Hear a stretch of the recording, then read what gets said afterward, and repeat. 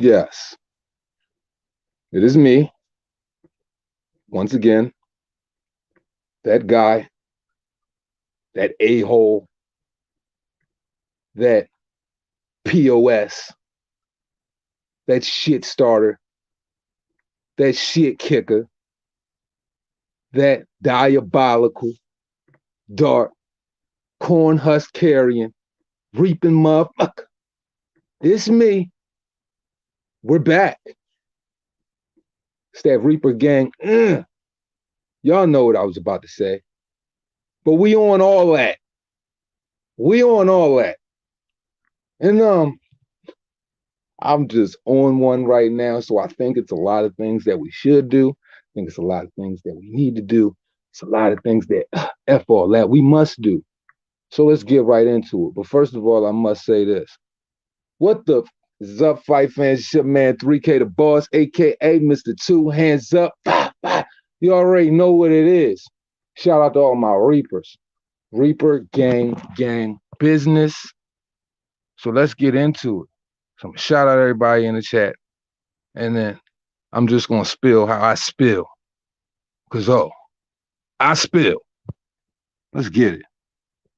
George the angry old man. Good evening, my brother.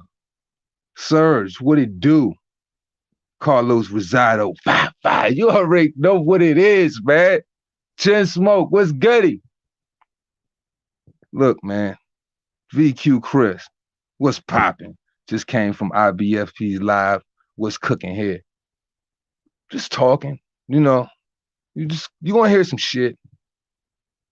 I do things. We're gonna get into it. Bruce Ford, what's popping with the homie? Salute, hot damn, I feel like I found Elmo caught Deucey live. Yeah, man.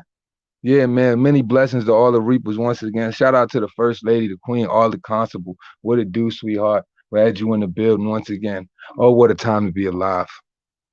Boxing is great. I'm in great health. Hopefully y'all in great health. That's all that really matters.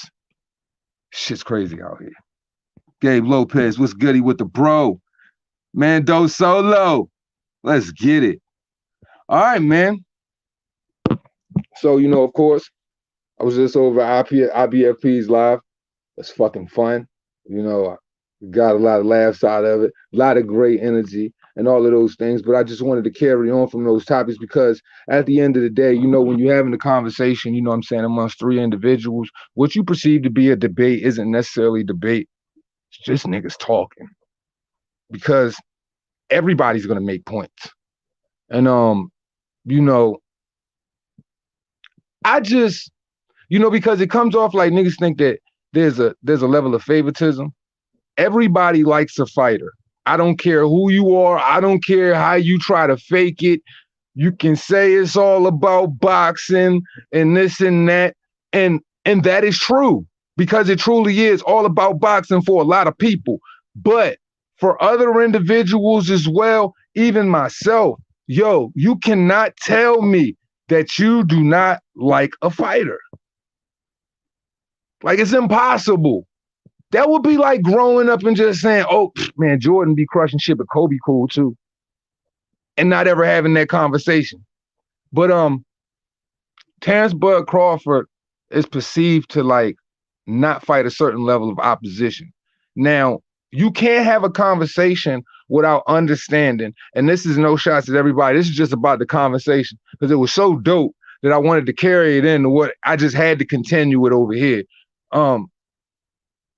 You like Terrence Crawford's accomplishments can't be diminished based on what you perceive those other fighters to be, because at the time those fighters were somebody, but I think there's an element of people perceiving what modern boxing is to them now, and the caliber that sits at that weight class.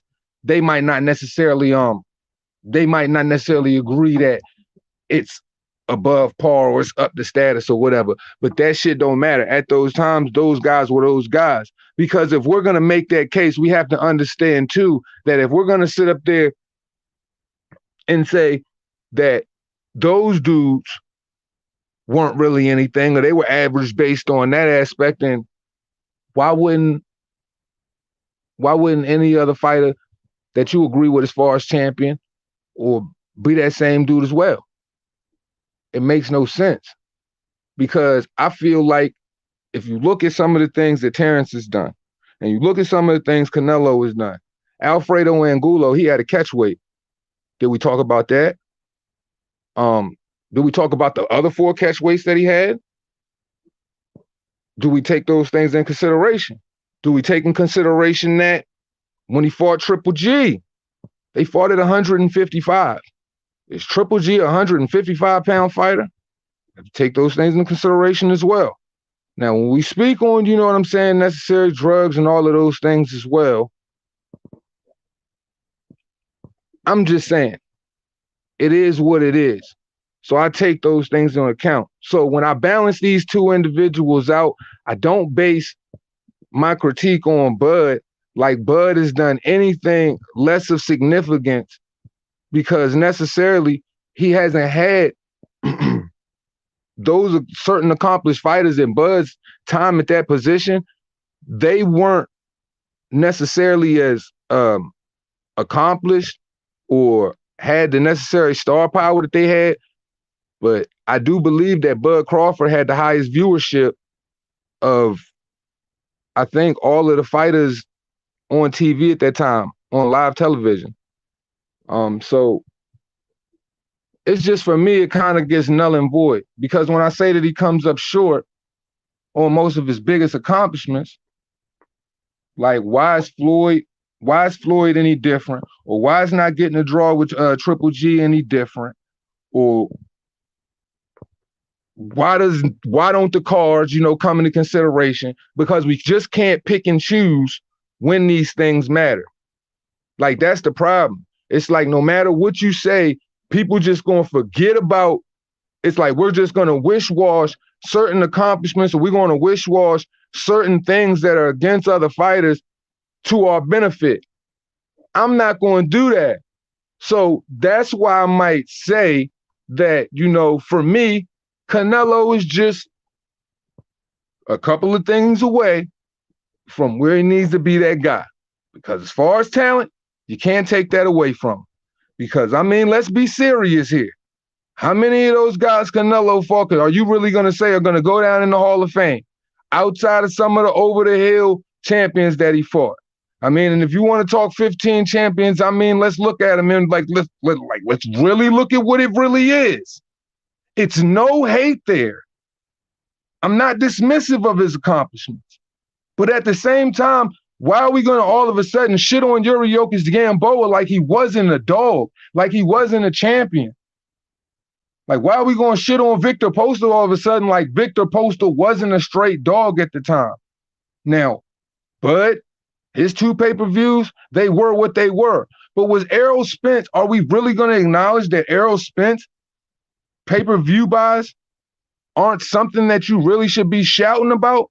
Because in modern boxing, I think we get it misconstrued when we just look at it if we look at it in real time. Like, come on, man. If we're thinking about boxing truly, and we think about the financial, the financial needle that certain, boxers push, even certain average champions push from even the early 2000s on back, 250,000 buys would be completely abysmal. It would be something that you couldn't respect. It would be something that you wouldn't even talk about.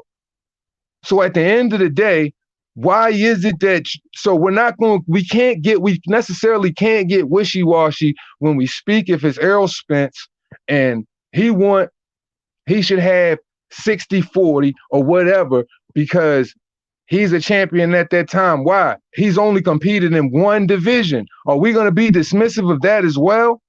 He's only competed in one division. One. He's not a multi-weight champion. He had one belt at the time, the IBF. So at the end of the day, how are we going to, tax Bud for that, but not put anything on what the truth really is? You can't go around the politics in this area of boxing because everything is based on the damn politics. Factually speaking, Nuke is not incorrect when he speaks on anything when it comes to, Canelo's championship caliber, what he's accomplished, and what he's done in the game, because he can own that. That's true. But I'm not going to sit up here and act like what Bud Crawford did, we should own that as well. And what he didn't do, we should own that as well. Because shit, all of a sudden, you know, Jeff Horn ain't shit, but you know what I'm saying? He was good enough when he was beating on Manny Pacquiao, and he dismantles him. Triangle theories don't matter, but we're bringing up Virgil Ortiz and the fact that he beat up, you know what I'm saying, Kavaluskas in a couple of rounds. But are we going to freaking, but nobody, but out of that entire time when Virgil Ortiz fought Kavaluskas, nobody talked about the 2 knockdowns, but Bud got criticized for the one for the entirety of the time after that fight. And people hold it against him and they tax him for that. And when I make the video, like, is Sean Porter truly a juggernaut? When I'm speaking on that aspect, I'm like, really? Is he? Because if we're talking about Sean Porter and we're going to measure Bud Crawford's greatness off of Sean Porter, what was Yuriokas Yambo at the time compared to Sean Porter when he was basically getting his ass whooped by Kell Brook? I mean, he won his belt from Devin Alexander and a debatable against freaking Danny Garcia, who has done absolutely nothing at 147 pounds. But we're giving, you know, Errol a lot of credit for that as well. Things can't be ignored. And in this era of boxing, I'm just saying, let's put it all in this perspective. So what up, Bud? What up, Nello? Both of y'all should be respected. Why is it this big-ass argumentative where this one sit pound for pound? Because that's not even my argument. I don't really care about that. Your pound for pound is going to differentiate from my pound for pound. But at the end of the day, we wish-washing one of the biggest, the nastiest dogs in the game. Let's talk about that. Plain and simple. When you put them on the level of a Sean Porter, it's almost embarrassing. It's like leeches, something you have to get off you immediately. It is completely sucking the life out of you. You don't even want it around you. It's absolutely disgusting to even the prospect of it even being such. This dude compared to that dude and compared to a lot of other dudes and how I seen him eviscerate dudes, man, it's a whole different situation. Same shit with Canelo. So at the end of the day, man, respect both of them niggas for who they are. I'm trying to get off and go to Bud versus Crawford fight. Yeah, I'm already, you know what I'm saying, pretty much dialed in. I only got one more thing to figure out, and I should be out that way. So if I'm out that way, which I'm like 75% sure I'm gonna be out that way for the Bud Crawford Sean Porter fight, man, anybody in this joint can link me. Catch me at a bar, you know it. Porter is the top welterweight and arguably the best Errol Spence. And that's another thing. Are we not going to bring up the fact that freaking Errol Spence basically lost to Sean Porter, almost lost to Sean Porter? I mean, these are facts, dude. These are facts. I'm like, where is it gone? Where like, I don't know how we missed the boat where it's just like all of a sudden, because of what Canelo did, it's almost like, I don't get it, dude. It seemed like it's almost like some hating shit. Not saying that's what Nuke doing or Money doing, but I'm talking about like certain fans, dog. It's like almost some hating shit. Like you gotta compare this nigga shit to that nigga shit just because he on the block. Would it bother you that much? Or vice versa. Canelo as well. Oh yeah, for sure. You already know Boxing God. We gonna link. Definitely buying a pay-per-view as a boxing fan. That's a great fight. It truly is a great fight. At the end of the day, I respect Sean Porter for his, you know what I'm saying, his will, his intensity, his ability to keep going forward, ultimately his heart. I invest in his dog completely because he showed time and time again that he's going to go out and fight. But when I speak on him, and y'all know I speak very harshly about any fighter and, you know, they necessary talents or where people put them in certain places where they not belong. All I'm saying is that Sean Porter was just not there. And it trips me out that a lot of people see it like that. It trips me out that when we talk about fighters now with their 23 or something like that, like they green. Canelo green at 22, but Oscar De La Hoya unifying titles at 21. We see, like, it doesn't, like, now you get your orbital bone broke or whatever, and you washed. Compared to what I grew up on, getting the orbital bone broke was just a part of the game. Am I lying though, y'all? Anybody in the chat? I'm just saying, when you came up and you was watching boxing, come on, man. Think about Calzaghe versus Eubanks. You don't think some orbital bone was broken in that shit? Think about Bo versus Holyfield. You don't think some orbital bones, some ribs, some, you know what I'm saying? Like some wrists, fingers, something was broken in that shit? A multitude of things. All of these fights, it didn't matter. Guayo Pryor, Leonard Hagler, Hitman Leonard, Roberto Duran Leonard, like all of them, they was breaking something. In every fight, they broke something. We don't even admire the level of toughness in the tradition, the way the sport is created. So when I call to say in this live stream, I'm saying what up to them boys. I'm saying like, yo, what up to the dog and man, what up to the respect on both ends. So damn, I need something to drink. We ain't going to diminish their accomplishments though.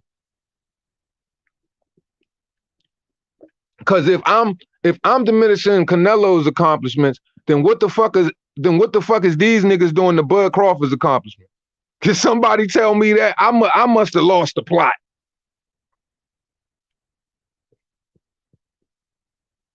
What up, though? More attention is paid to long-term health of the boxer. Can't be mad at that. I'm not speaking in the sense of long-term health, but I'm just speaking in the sense of think about the level of the athletic conditioning. Think about the conditioning then compared to the conditioning now. Now everybody want to compute shit. Everybody want to break shit down to when they doing this and doing that. Like the training regimens ain't really like that. Like, come on, dog. You can look at a lot of these dudes' bodies and they not really solid like that. Come on, man. Look at the fighters. Look at the fighters back in the day. Look at the fighters in the 90s. I don't care, early 2000s. Look at Jermaine Taylor. Look at the Executioner. Look at Roy Jones. Look at anybody.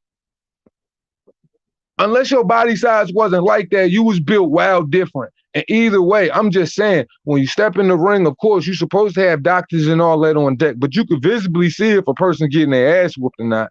I'm just saying, I'm speaking to the level of toughness. Due to the fact that we have the technologies and things of that nature, you can pick up on it and heal quicker. But all I'm saying is, it's not like people weren't doing these same shits back in the day. But what I'm saying is, on the fans aspect, Bruce, it seems like people pay a lot more attention to the little pity pat shit.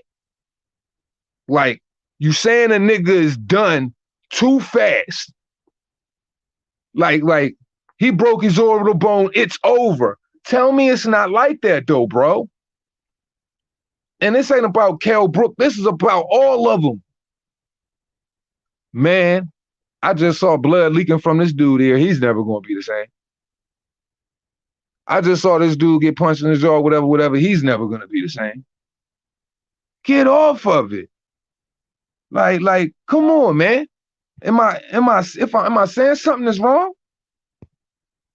Fighters in the 50s had hundreds of fights in 1 month, fighting fit. That's what I'm saying, bro. Like, this is what I'm saying. Is this not some sissy shit? And I'm not saying fighters are sissy. I'm saying fans got sort of a sissy mentality, and it wears on what people look. Because if your thought process tends to change on what you feel like on all aspects and how the sport is moved as far as the pace, as far as the output, the damage that's, you know what I'm saying, put on the fighters, and just, you know, just the energy and time has changed. Let's be serious. People got a lot fucking softer, man. I'm not going to sit up here and try to make this shit all philosophical for y'all and drag it out. Motherfuckers just got softer. And due to the fact they got softer, you can't tell me there ain't one sport in America that people don't tend to, you know, over-exaggerate a lot of the things. But what I'm saying in boxing, it plays a major part though, man. It truly does. And I think that, you know what I'm saying, I give fighters a little bit more, I would say, and that's all opinionated as well. But I would say that I give fighters a little bit more of a longevity and physical prowess where they can just do something after they broke something. You know what I mean? Isn't that a part of the game? Like, think about the psychosis of boxing. Like, is this shit like some psyop shit? Because let's be serious, man. Now all of a sudden it's based on if you got an O. So if you always got a 0 on your record or winning anything, where is the adversity? Where are the Manny Pacquiao's of the world? Where are the Oscar De La Hoyas of the world? The Felix Trinidad's of the world? Where are they? Even the Arturo Gattis. Come on, man. All of this shit, like I'm telling you, it's weird. It's a tricky and weird slope. This generation of boxers is way softer. Klitschko was the last great heavyweight, but Fury might also end up as great. Man, I'm liking Fury right now, man. And I've never disliked Fury. I just tend to understand now that Fury is a quirky, very different type of character. Plain and simple. Fury's just a different type of character. He understands what's going on with the cameras. I mean, he's pretty much peeping the vibes of, you know what I'm saying, paparazzi, how everything moves. Very comfortable with the spotlight. He's comfortable with the lies as well. I mean, the guy wanted to be a wrestler, so I feel as though, you know, his antics are along the lines of a wrestler when it comes to being in front of the camera. He knows how to do that thing. I guess you can say it the right way, but for me, it's the wrong way because it kind of annoys me. Because look, we're not kissing, you know, we're not kissing any men in the mouth. We're not holding them or doing nothing like that. Jumping over the tables, playing Batman and Joker, that shit was kind of cool. It was kind of funny. But all of the other stuff, you know, we're not getting into all that. Not doing that. And why is that cool? Like, I'm perplexed. Fury has an elite level mouthpiece. Pause. Big pause. Oh, shit. Oh shit. All I said, I can't stand that fat live Fury. I can dig it, man. That's the one aspect about Tyson Fury that I can't necessarily get with. But I think when it comes to, you know what I'm saying, fight week, when it comes to dealing people, when he say he gonna do what he say, I think we can all agree that given the last couple of fights, I mean, all the last 3 fights, he's definitely, you know, shown that he's gonna do just that. So can't even fault that dude did.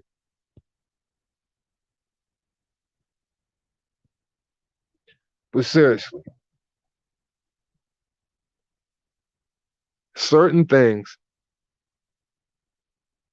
taking place in boxing where no matter what, you can't ignore it. And you can't just base it on a yes or a no. You understand what I'm saying? Because in all actuality, there is no situation that isn't funny. There's no situation that doesn't have its questionable tactics when it comes to contracts. There's no situation when it comes to just the whole business aspect of it down to, you know, getting in the ring. That there's all on both sides, there's always some shit that you can point to. That's some fraudulent shit. Because in reality, when it comes to a lot of perspective, if you're not speaking in a factual basis, you don't have something to back it up, then literally, you know, you're wrong. But in a lot of cases, when it comes to a lot of fighters, everybody's right to a certain extent. But if it came down to it, you can't deny the fact that it's owned by it's owned by the politics. I hate Fury, but that dude by far is the best heavyweight fighter on the planet. Yo, at the end of the day, man, he gonna lay that shit on you, bruh. Pause. Like, Fury gonna put that big, Fury gonna put that Call of Duty, Warzone, Big Bertha on your motherfucking ass. And if you know what I'm talking about, what I mean by that is he gonna make you wear that 272. He gonna lean you over the ropes. He's gonna swap the shit out you, pop the shit out you. You know what I mean? He gonna hold you. He gonna hold you. He gonna put his arm around your neck, under your throat, lean his chest all on you. You know you gonna be wheezing. You know what I mean? Feeling like a 400-pound fat bitch eating a fucking goddamn cannoli. Can't fucking barely breathe. He's gonna gas you out. And he gonna pop you up. Straight 1-2s, 1-2, 1-2, 1-2. All of that. He's gonna Big Bertha the shit out you. So that's like an undeniable, that's an undeniable attribute to have in the heavyweight division. It's the heavyweight division for a reason. There ain't no freaking weight. And at the end of the day, let's look at it like this. It pays to be the bigger guy if you're the bigger guy with the right, physical abilities. A, he can move. A, he knows how to jab. He's got rhythm. He knows how to move around the ring. And he's the biggest fucking guy in the ring. That's all that matters in the heavyweight division. All of those things are a recipe for a certain level of disaster. And I'm saying these things because we saw what happened to Anthony Joshua. We saw how limited he was on goddamn it. What was it? September 22nd? Correct me if I'm wrong. Am I high? Is it September? Oh my God, I'm high as shit. November. October. I don't fucking know. Whatever, y'all know what I'm talking about. Y'all know exactly what I'm talking about. But we saw Anthony Joshua. We saw how limited he looked in those moments against a cruiserweight. You see the tactics of a Tyson Fury. So I must say that Tyson Fury is going Big Bertha the shit out of Alexander Usyk, and he has more ability than Anthony Joshua technically, so he could Big Bertha the shit out of him too, quite possibly. God damn it. Y'all know what I'm saying. So at the end of the day, I must give credit where credit is due. It's no like, oh, two hands, you gotta bite your damn tongue and all of this. Fuck you, two hands. You said Anthony Joshua was the best heavyweight in the world. Yeah, motherfucker, I got you.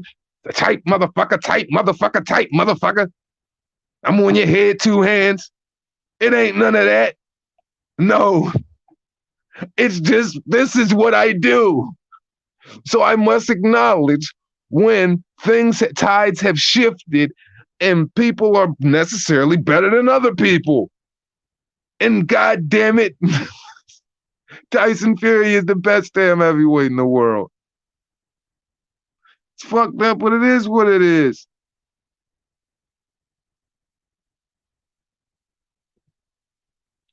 That's what I'm saying. Appreciate you with the super chat. No look past, man. My dog. Always sharing the work on Twitter. Like, I don't ask him to do it. He don't have to do it. You know what I'm saying? My nigga just do it. And I fucks with the homie.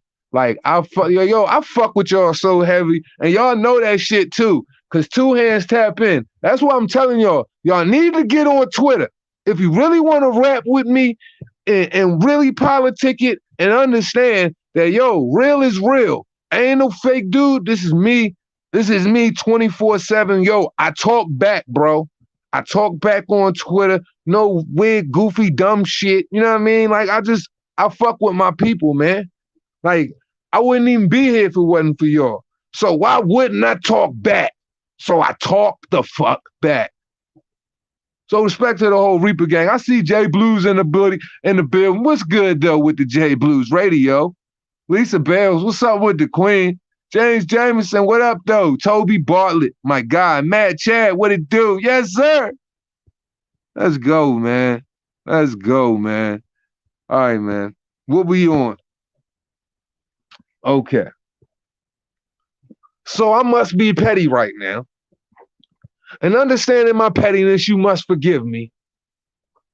But shit, did Oscar Valdez not get to keep his belt for having phentermine in his system? Wasn't that a WBC title? I don't care if it's at 130. I don't give a damn if it's at 115, goddammit. It all matters. Right or wrong.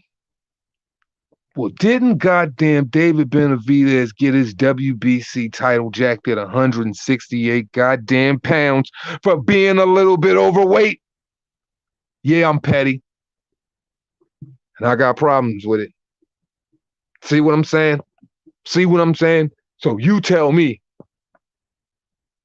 how can I make sense of boxing when boxing can't make sense of itself? Yeah, I'm high shit. Cause you probably take that shit, MW. I'm just fucking with you, bro. Shout out to you. Hey, it might not necessarily be that bad, but MW, I must ask you this in all my pettiness, sir.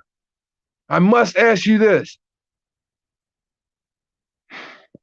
If it's not that bad, why doesn't Oscar Valdez ship off the T sample to VADA and get all of these things cleared up? That's all I'm saying. And all of my pettiness, that's all I'm saying. WBC also kept Whyte away from Wilder for years. Absolutely. So, you know how people speak about Dillian Whyte and what Dillian Whyte isn't, or what Dillian Whyte doesn't deserve? But how many people have more top 10 wins and more significant wins than Dillian Whyte in the heavyweight division, and he still hasn't went up for the WBC title, and he still hasn't went up for the other titles, the IBF, the WBA, WBO, and now Alexander Usyk's IBO. He hasn't got a chance to go for any of those things. So, are we to look at Dillian Whyte like his record isn't of any substance in the heavyweight division compared to the other individuals? Because it's damn sure better than Deontay Wilder's. It's damn sure right on par with Anthony Joshua's. And I don't think, and let's not even get started on Tyson Fury's record. Rate the guy's number one. Really, really crazy dude. But I mean, let's speak it. I speak it. I hope y'all believe it and receive it. Shout out to Skitty. Y'all like that shit though. I'm high as a motherfucker. But yeah, man. So what? Dillian Whyte ain't shit? Because that's how people talk about him. Dillian Whyte ain't a dog. I mean, when he fought Anthony Joshua, those were for what, the Commonwealth titles, shit like that. It wasn't for the unified titles. So my man been on the back burner for a minute. But what does the world say? They like, fuck him. He don't need no Dillian Whyte don't need no title shot.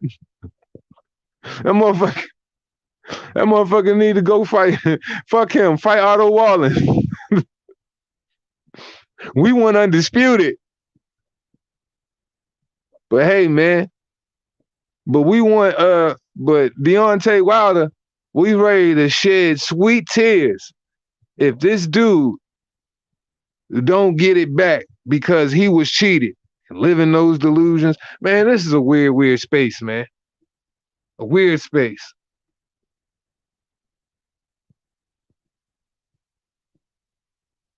No. Absolutely not.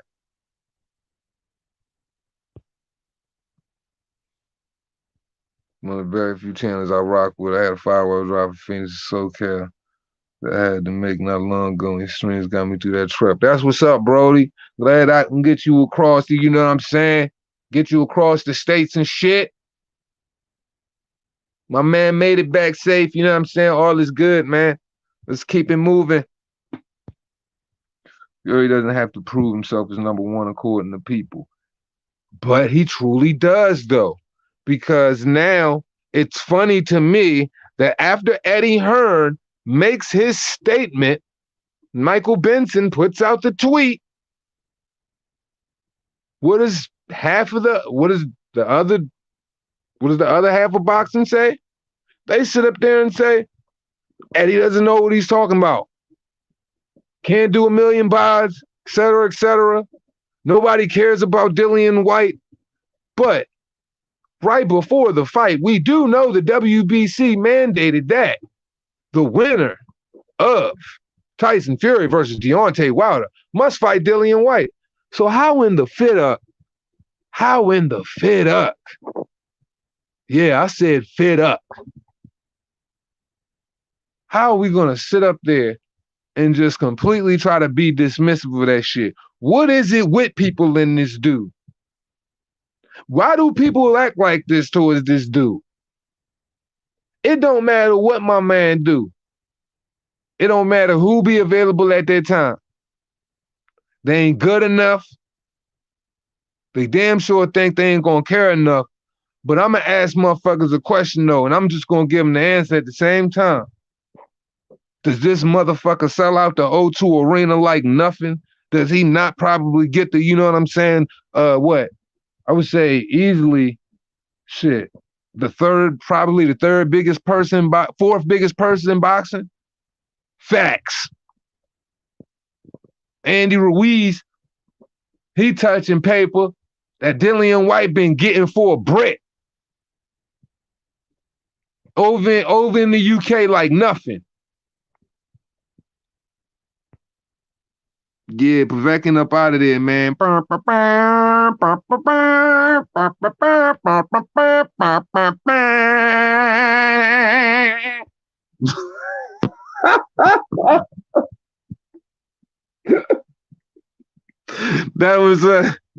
was Alexander Povetkin's retirement.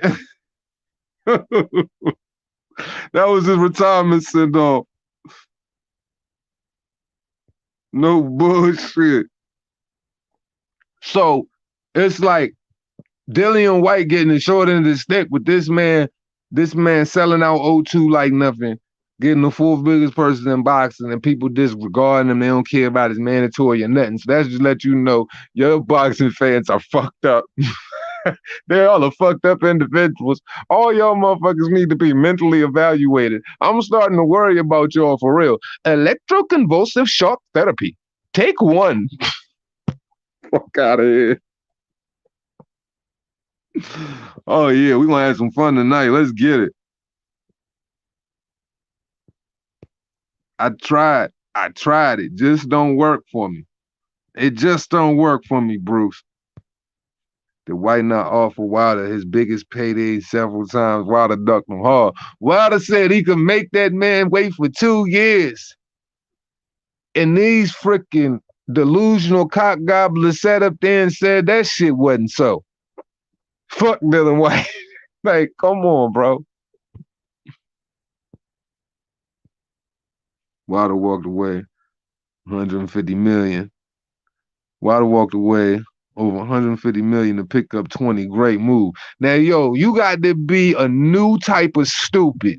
I repeat, you have to be a new type of stupid to walk over 150 million to pick up 20. Isn't that stepping over dollar bills to pick up pennies? Isn't that the saying?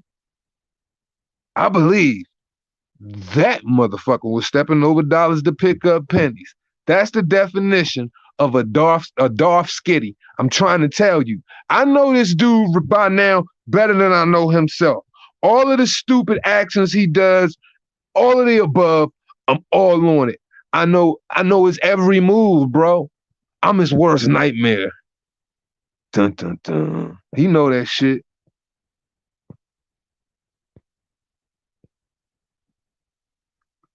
All to lose anyway. Yeah, man, because we already know that the person got significantly smaller after he took the loss. And was it made public yet? I do believe we already knew the answer based off of the ending of the first fight because it was all it was all stated in the contract before. I do believe that it went from 60-40 to 65-35. Correct me if I'm wrong. Yeah, I think it went from or was it 60-40 or was it 50-50 on the first fight and it was 60-40 on the second fight or some shit like that. I can't remember. American boxing isn't gonna let UK have another star like AJ. All this UK USA fuckery, I believe, is to fuck Eddie Hearn first and foremost, bro. And that's a major reason why I dropped that Andre Ward video because I felt like it must be stated. You know what I'm saying? Shout out to Truth Bomb, man. I felt like it must be stated for the simple fact that if we really look at the climate of boxing, we have to truly look at those who are carrying the sport and carrying the tradition rightfully so. So I'm not going to be dismissive of what the UK is doing in the world of boxing, the energy that they have consistently showed around it, and I'm not going to be dismissive of the numbers as well. You know, because let's be serious about it here. The UK fans come out in full droves. Let's be serious. It is a fact that boxing was rated, and if not, is still rated the number 16 most popular sport in America. So when you put all of these things into consideration, and you got Andre Ward coming out making the statement that he's making, that is solely based off of the fact that there was a consistent, you know what I'm saying, outcry of butt-hurt bitch-ass motherfuckers who are simply trying to, you know, stop the drive that is Eddie Hearn. Because regardless if you want to acknowledge it or they want to acknowledge it, if you're in America, even if you're not trying to see him, you're going to see him on some level. Because a lot of those events or a lot of those big events, you know what I'm saying? Like Eddie Hearn is starting to move around. The zone is definitely, you know what I'm saying, a staple in many countries and things of that nature. And, you know, when a person talks about doing 1 million pay-per-view buys based on a Tyson Fury fight, when Tyson Fury and Deontay Wilder did a record-breaking gate, and they are fully aware that that record-breaking gate came on behalf of traveling Brits because, like I said in the video, their voices drowned out them stands over the 3 or 4 Wilder fans that were sitting in there for his ass to get pummeled anyway. It wasn't Americans. Yeah, you had a record-breaking gate, but are you going to acknowledge that that record-breaking gate came on behalf of there were a lot of British fans in attendance?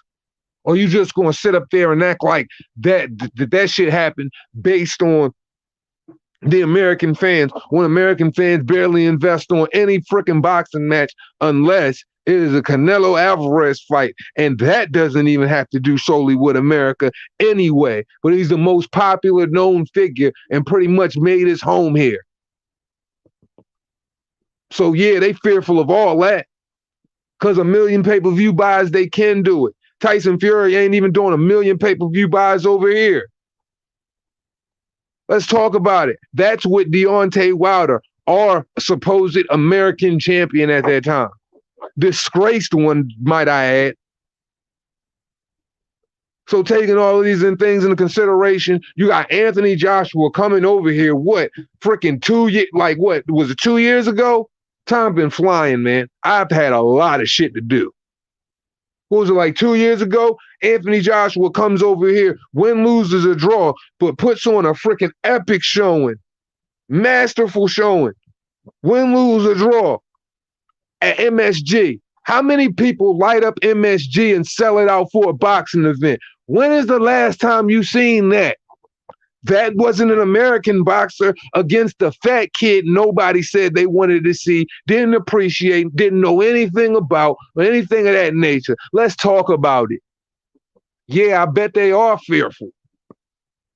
But you got to acknowledge what's real. And the thing is, people want to sit up there and talk about, oh yeah, don't nobody want to see this. I don't care what your allegiance is, stupid. But you can't deny what certain shit is, man. And what certain people are doing, man. The facts are the facts, the numbers are the numbers, and it's already highly proven that it's, you know what I'm saying, a working business model. And like I said, we number 16. Them niggas is right there behind boxing. I guarantee if they ain't number, you know what I'm saying, number one, they number two, because you know what I'm saying, European football rules all. But I'm just saying though. So this whole shit where man, Bob Arum want to team up with Al Heyman, you know, the pundits want to sit up there and lie, you know what I mean, do all types of wild shit, try to discredit people and all of this thing. Yeah, man, it ain't by coincidence, and I'm not feeling it at all. So that's why we always gonna have to sit up there, you know, and point that out ASAP. Fucking gumps, man. Bunch of fucking goobers. Exactly what they are. A bunch of fucking goobers. Fucking gump asses, man.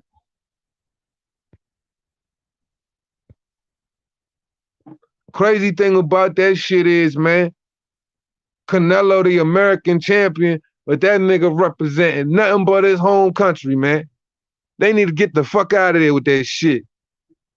That shit corny to me, man. America don't got nothing jumping, man. But they should though. And why and how the hell? Let me get this straight. Why is Errol Spence pound for pound on number 6 or in the top 5 in anybody list? Can't nobody help me make sense of that. I've seen him fight. Have y'all? I don't know, man. Niggas be like, oh, 2 hands, you be bugging and shit like that. Woo, woo, woo, woo, woo, fucking hater. Yep, fuck you too. I don't give 2 shits. Fuck Luke Fury, 2-1 over boxing skill. Wilder don't make him an all-time great. Thank you, Fight Fan 30. I pointed these things out several times. No matter if I acknowledge the attributes and the necessary skills that, you know, Tyson Fury has and the ability to, you know, do certain things to other heavyweights. But let's talk about it. Deontay Wilder, we already knew he was a shit stain. He was an oil spot. He was a bum. He only had one right hand. Couldn't fight backwards. Couldn't motherfucking move lateral. Couldn't motherfucking protect his neck, shift his shoulders. Footwork was completely abysmal. All around fucking trash. He wasn't nothing. His record wasn't nothing but motherfucking straight up. Y'all know what I'm about to say. That motherfucker record but wasn't nothing but fucking soda cans on the back of a Wetty van, man. Let's be serious. Derek Chisora, Christian Hammer, USS Cunningham, Otto Wallin. And Otto Wallin wasn't even Otto Wallin until after that fight. And now that he beat Dominic Brazil, you know, everybody think he a dog. I don't know, man. I just don't think so. And I don't think you guys should either.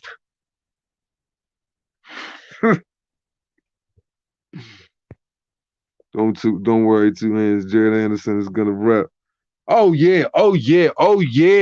Jared Anderson gonna be our champion. I've already stamped that. And when he come up there and he get up in that elite competition, can't nobody beat him.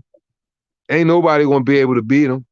I mark that shit. And y'all know, motherfuckers be saying, I be saying shit, but y'all know when I be saying type shit like this, like when I be predicting them fights and shit, I be dead right. Telling you, man, Jared Anderson gonna beat everybody's ass, man. These are facts. That's the difference between US and UK. We're all in for our fighters. We travel anywhere in the world in numbers, bro. US fans mainly stay at home with beers and a fan. And this is another thing. You made a very key statement there, Inside Line. Shout out to you. You know what I'm saying? You guys travel together. American fans don't look at shit like that. You know, we can't even stick together, you know what I'm saying, when it comes to, you know, boxing a majority of the time. This stuff is some weird clicked out, you know what I'm saying, type of General Hospital type weird shit. And we just don't move like that, you know, in support, because there are several other sports here that people pay attention to now when we were selling out boxing events 50,000, you know what I'm saying, shit like that, stadium fill-ups and all of that shit on Tuesdays and Wednesday nights back in the 80s and shit.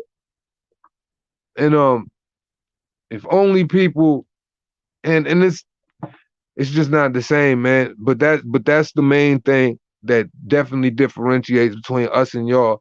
Y'all motherfuckers stick together, man. How many people in the hood actually had to pay? So, hey, man. But listen though, I mean, it's only so many people that can go to a fight. You know what I mean? And I know a few motherfuckers got some money. Man, listen. When Sugar and all them niggas was fighting or whatever, man, it was niggas traveling, man. Like, it's a lot of people that got that money to do that stuff and they gonna make their moves, man. And really, traveling ain't as costly as people believe it is, man. It's just if you really a fan or not, I think that's what it is. Cause like, yo, I could tell you one thing, right? My man broke as hell. And that motherfucker make it to more Washington Redskins game than anybody I know. It's like he living that motherfucker. And I'm like, how he do it with the job he got? With that motherfucker there, every time. Frank Bruno and Hatton took over 15,000 in Vegas. We back our Warriors, win, lose, or draw. These are facts, man. And that's a big problem for American promoters. Because look at Bob right now. Look at Bob. Look at fucking Al Heyman, man. Well, you can't even look at Al Heyman. But just imagine if you could look at Al Heyman.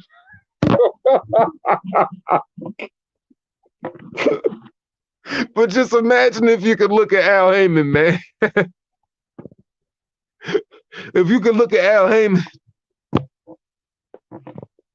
he probably owe this shit too right now. So with that being said, these dudes aren't moving the sport in a way where it's innovative and it's something that, you know what I'm saying, a lot of youngins want to cling on to.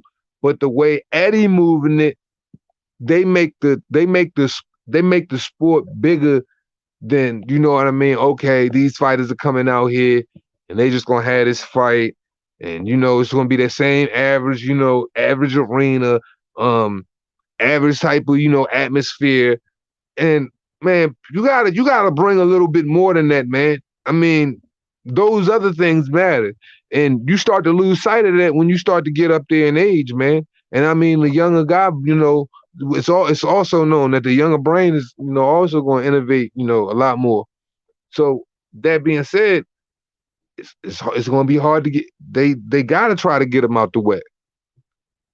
He bad for business for American boxing. I particularly don't care, but that's the truth of the matter. Eddie Hearn is 100% bad for business for American boxing. He is all the way really, really, really, and think about it. Not just he's bad for American boxing, but think about the fight stable that he continuously is creating. And there are other good fighters that are about to come off contract. Let's look at it right now, guys. Teofimo Lopez versus George Kambosos. Where's that held at? The Zone. Yeah.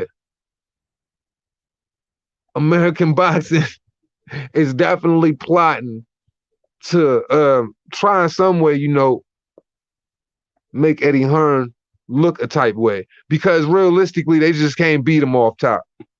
They just can't do it. They don't have the ammo in the clip. The arsenal ain't that big. You know, their gun cabinet is looking real thin. The American boxing promotional outfit gun cabinet is looking real thin. You know what I mean? They don't really have those dudes that can really push the needle. Where you going to watch a Canelo fight at, huh?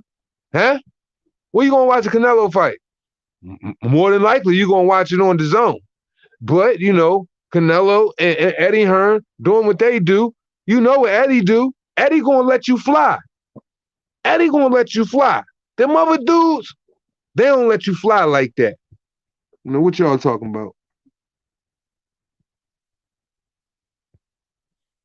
They should do Street Fighter type Venus venues, like abandoned army base or something. Yo, that'd be like real dope for real. You know what I'm saying? Bring something grimy to the mix. Just a different type of atmosphere. Doesn't necessarily have to be like, like grimy, but you know what I'm saying? Just something has to be different. The zone has their, they flair, with the lights and all that, and the way they set up the CGI, you know what I mean? It's just different, man. And they do the fire shit, the big ass stage where people elevate, look out on the crowd and all of that. Like they really, really put some extra money into that. But basically, that's just one part of the game. But the truthfully speaking, it's just that the way I look at it, I mean, I don't know, maybe I'm tripping, but does Bob Arum and does Al Heyman really have a strong stable that really moves the needle like that? Because once again, where you gonna watch an Anthony Joshua fight at? Where you gonna watch Canelo fight at? Where you gonna watch a Mikey Garcia fight at? Where you gonna watch, a Ron Garcia fight at? I don't know. I ain't really looking at that lately. See if the Zone and Golden Boy still together or whatever. But where you gonna watch Virgil Ortiz fight at? Shit, I'm leaving out mad people. Mad people. So knowing all of these things, and the two guys that I named first, they the biggest selling fighters in the world. Dillian Whyte. We gonna watch Dillian Whyte fight at? Shit. I mean, you got Andy Ruiz over there. Deontay Wilder just got dismantled. Tyson Fury. He was on a 5-fight deal, I believe, 4 or 5-fight deal with ESPN. And I do believe that I think that's up, right? Wasn't that the last fight? Who did he fight so far? Otto Wallen. Yeah, he did 5 fights. It's over. It's over. So who knows what Tyson Fury gonna do? Hey, man. I don't see too many guys, man.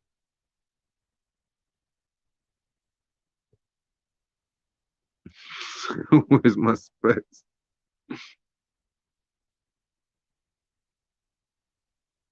Where my man at? My man Mark. What's up, Mark? God bless my guy. To salute. They got hot with Nuke and Monty. Man, that shit was weird, man. Like, that shit goofball shit, right? Because you already know when you do some shit like that, bro, that shit ain't no fucking debate. I got 2 other niggas up there, Joan. Everybody up that motherfucker trying to talk at the same time, but niggas is motherfucking making points, but sitting up there trying to talk about, oh, nah, you just gotta answer this question. You just gotta answer this question. I'm like, my dude, you're not gonna try to bait me into saying who is Bud Crawford fought better than goddamn hold on, who did he say?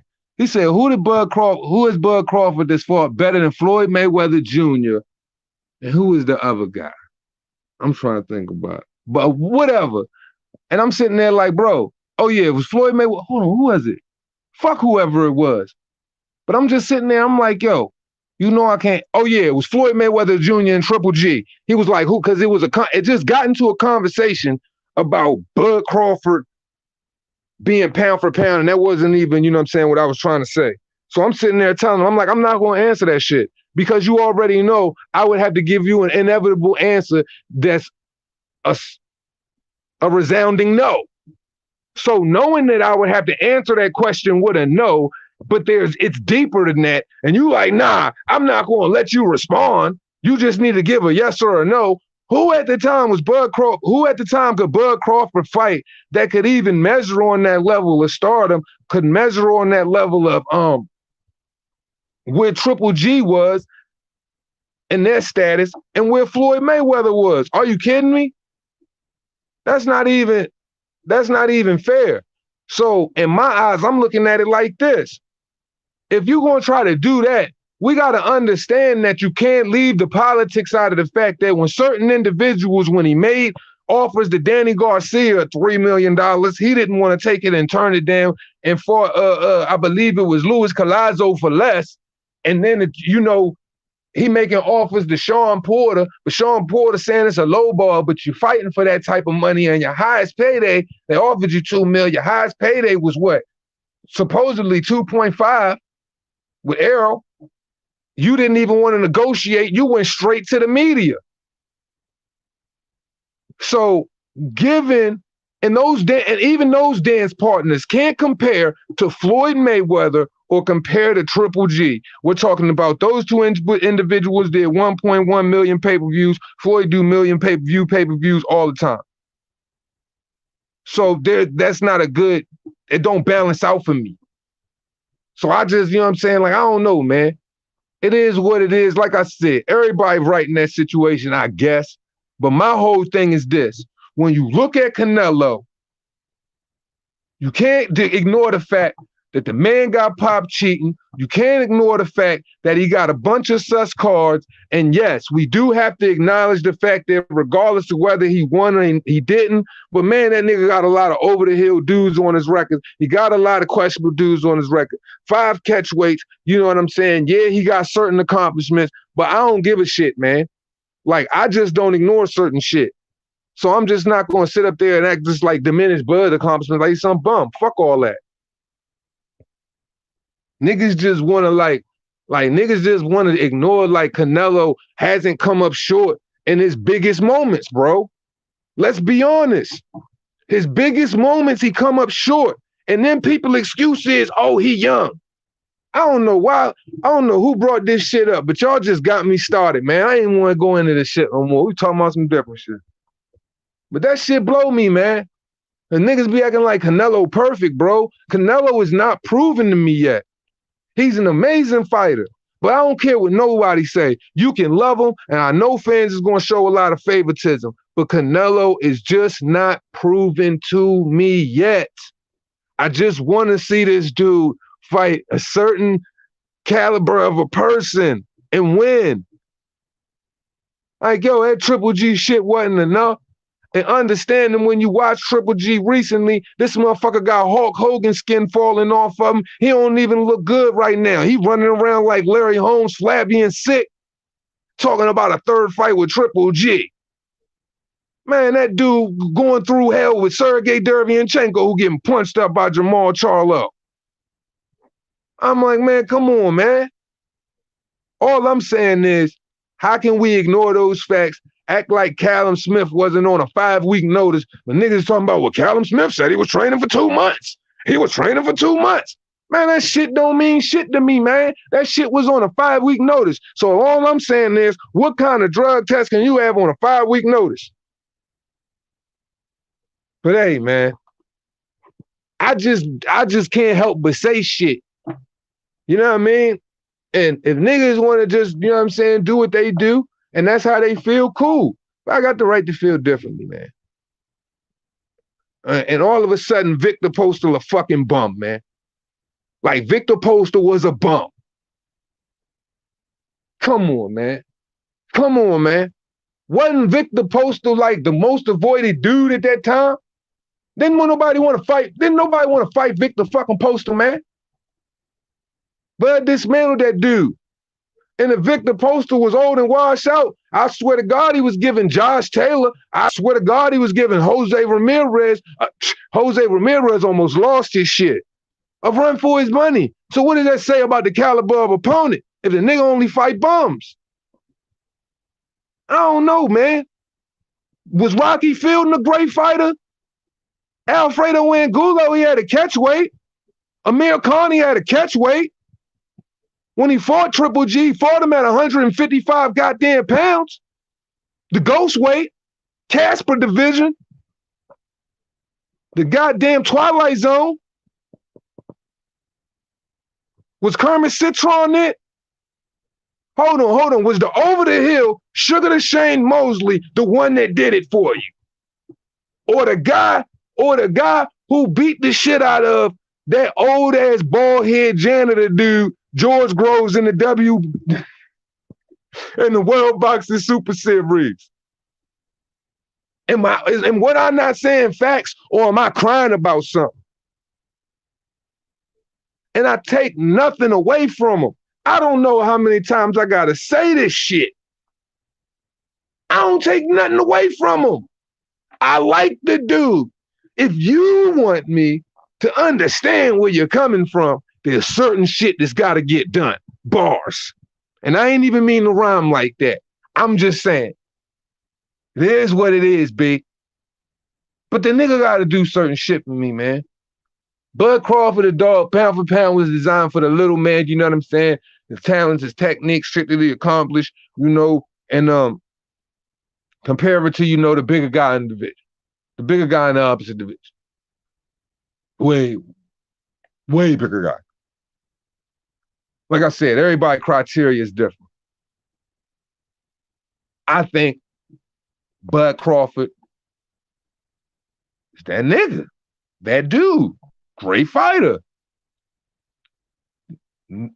Can't miss TV. Shit. Tell your friends about it. As far as putting Groves to sleep was glorious. Man, that shit was...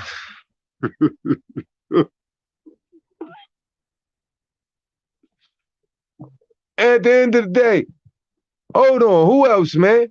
That nigga fought Miguel Cotto when he was old too. I ain't even done yet.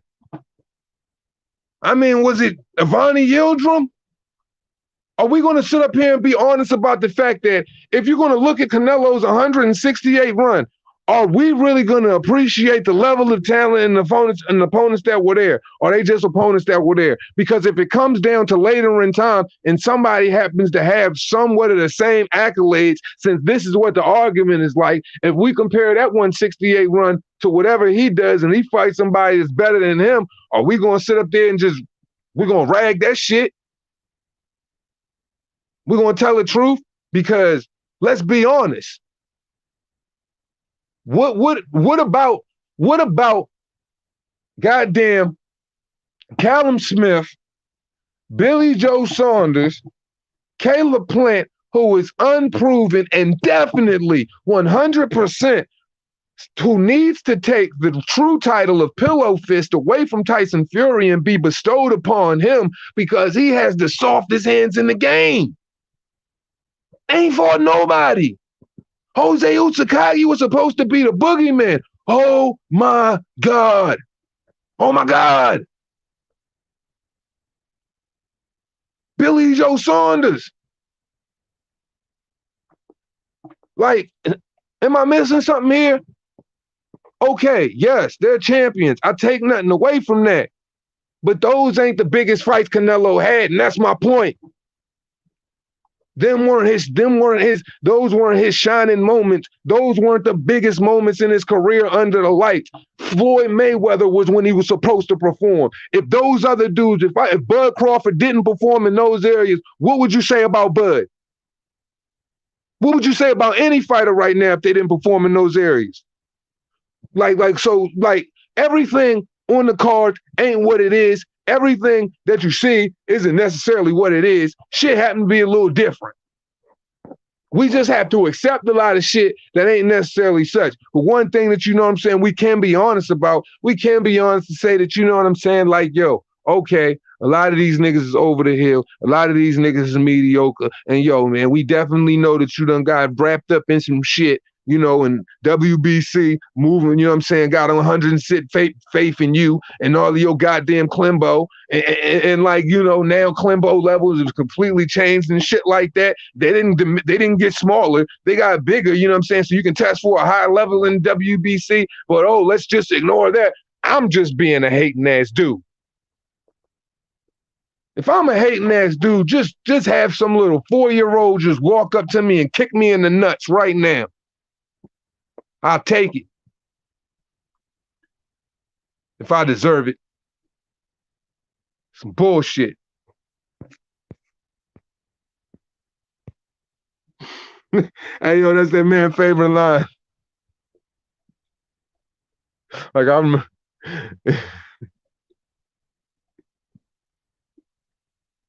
Carl Froch fighting in front of 90,000 at Wembley. Don't get me started, man. Man, George Groves looked like he got that fucking Benjamin Button shit going on. George Groves was probably the oldest young looking motherfucker you ever seen. I mean, the youngest old looking motherfucker you ever seen. Like, you know that dude look old as shit. You know that dude look weird as shit. You swear to God you seen him in the movie before. Benjamin Button.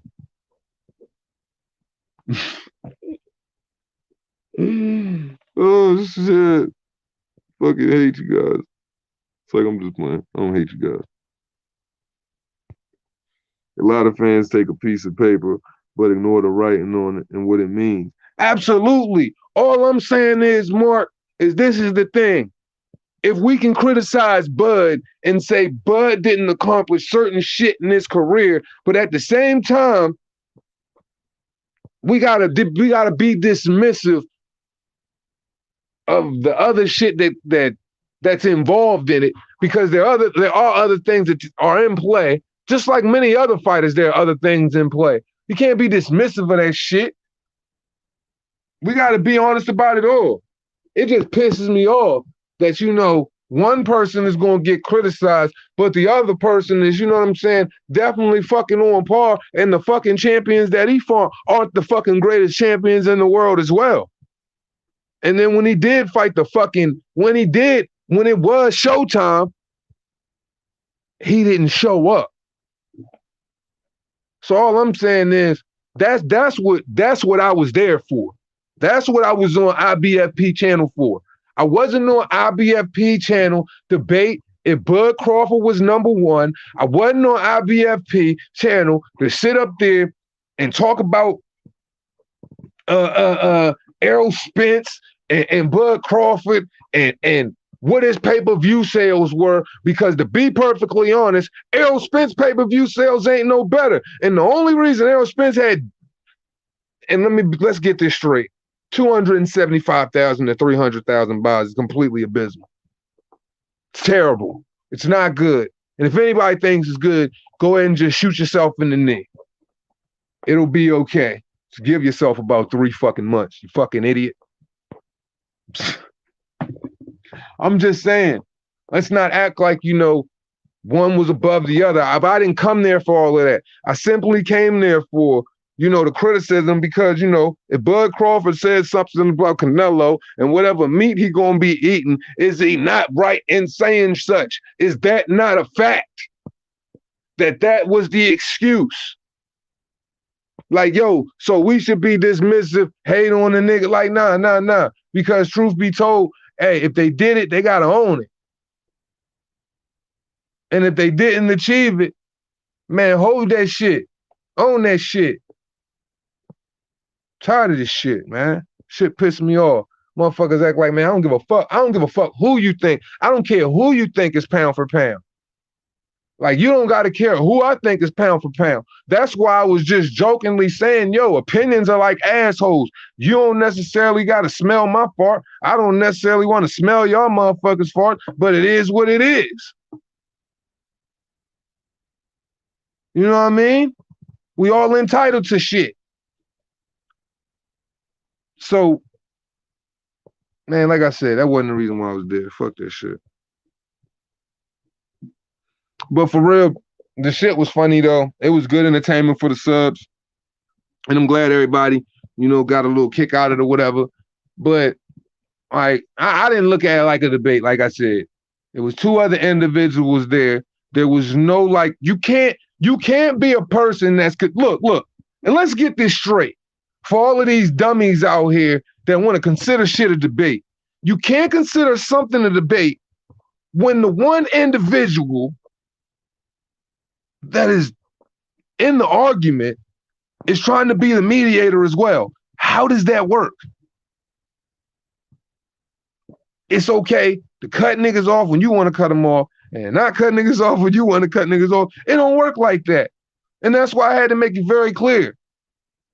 You know what I mean? It is what it is. And I try to just make it very evident that, what y'all saying on a certain level, there's truth to that. And what I'm saying, there's some truth to that. And if you don't want to, acknowledge certain aspects of it, cool. I don't got to acknowledge certain aspects of your shit.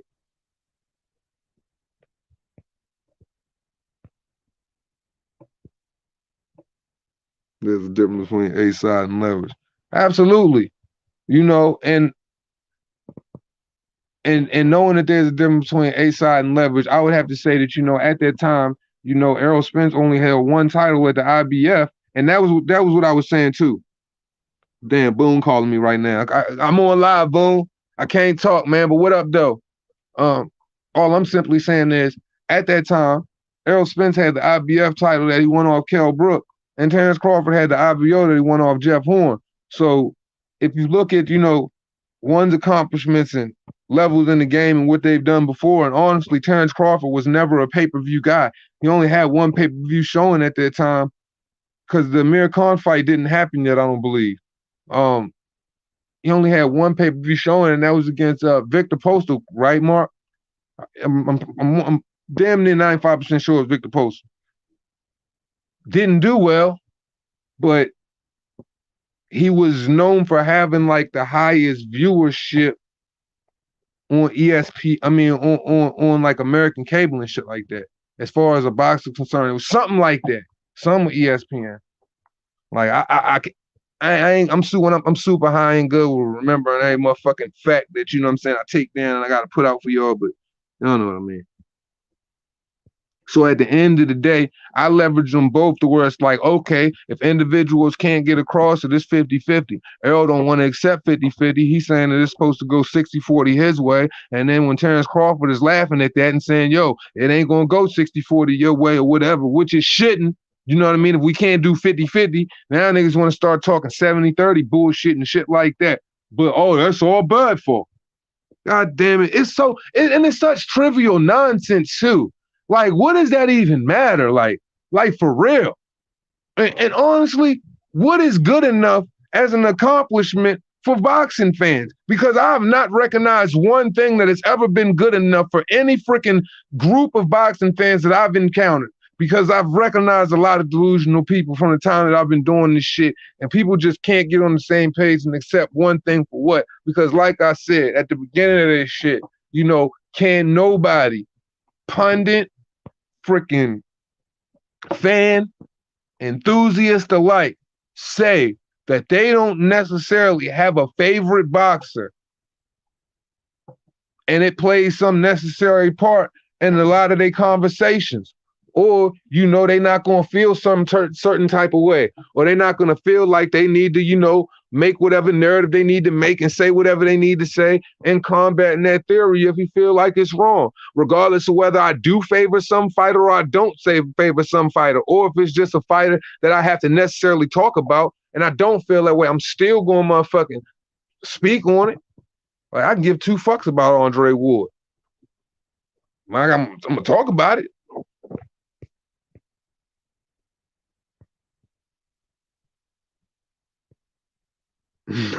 Hey, DT3 here. What's up? Yeah, man, that's why I couldn't answer the phone, B. You can call me when you off, bro. Yeah, man, we do got to chop it up, bro. Like, man, I ain't been on WhatsApp in so long, Mark. They completely motherfucking took away my number, so I'm going to reset that shit up tonight. You know what I mean? So, yeah, bro, you already know. You already know we going to talk. That goes without saying. Man, I don't care what bro say. Canelo his man. You can't tell me that Canelo ain't your man. Come on, man. Like, that's my dude. We debate behind the scenes. You know what I mean? We're gonna pop shit on the scenes. So I'm not gonna sit up there and bullshit y'all. Man, that dude, man, you can't tell me dude don't like Canelo, man. And I'm not saying that in any disrespectful way, but I'm just saying, bro. Content is still content, and even in truth, because when he's speaking, it is in fact, you know what I'm saying, and it is coming from his perspective. So there ain't nothing I'm going against the grain on there. But I'm just saying, as fans, as people who do this boxing shit, we all know goddamn well Nuke like Canelo. And that's my dog, and I'm telling you this because you my dog. You ain't got to sit up there and act like, yo, because you doing your job, you can't say you don't fuck with Slim. Because it's perfectly okay if you like dude. Just like it was perfectly okay for anybody else if they, you know what I'm saying, openly admitted that they like Anthony Joshua or Tyson Fury or whatever. You can't tell me that anybody can't do a sports job that you happen to have respect or a certain level, necessary level of love for, and you aren't, you know what I'm saying, a fan, or you aren't dedicated and respect a certain individual's craft to a certain level more than one another. I can admit that, bro. That's human shit. That's human shit.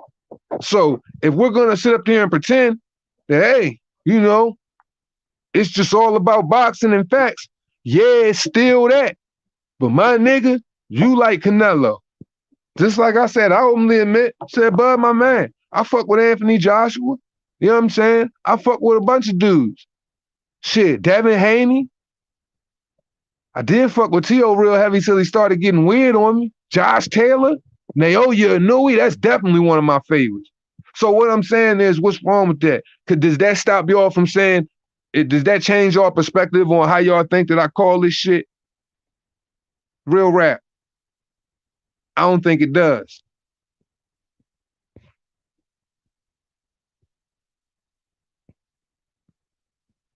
Man, bro, man, we all fuck with somebody.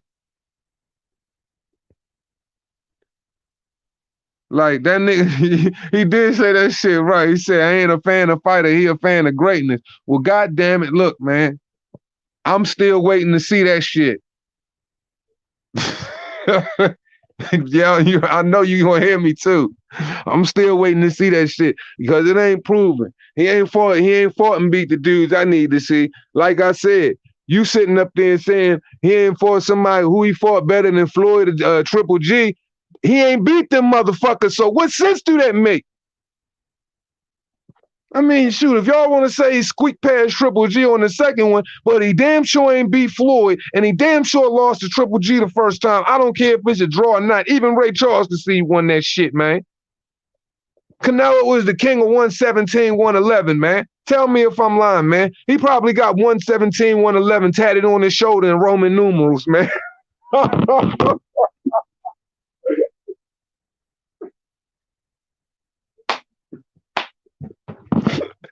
He probably got... Yeah, let's go. Let's go. Let's do it. Let's do it. We're going to do this shit for real. I got time. I'm telling you, I got time tonight. I'm kind of feeling myself. Like, how does that make sense, though? If you're going to bring up in the argument that who has he fought better than Triple G or Floyd Mayweather, what sense does that make if he ain't beat the motherfuckers? Y'all, and look, the fans so dumb, they saying, oh, you just getting crushed with the facts. I'm like, y'all motherfuckers not even listening. But, yo, I love this shit, man. Say, Boom, you already know, man. Y'all boys want to come up, man. Come up. I'm going to put this shit in there. Let's add this nigga a fucking party. Niggas got time. Either way, y'all know I got it. Y'all know I got it if y'all ain't got no time.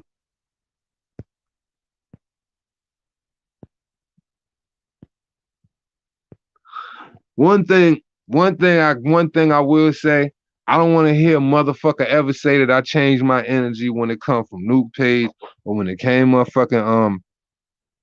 came to my page. Because here's the actual factual.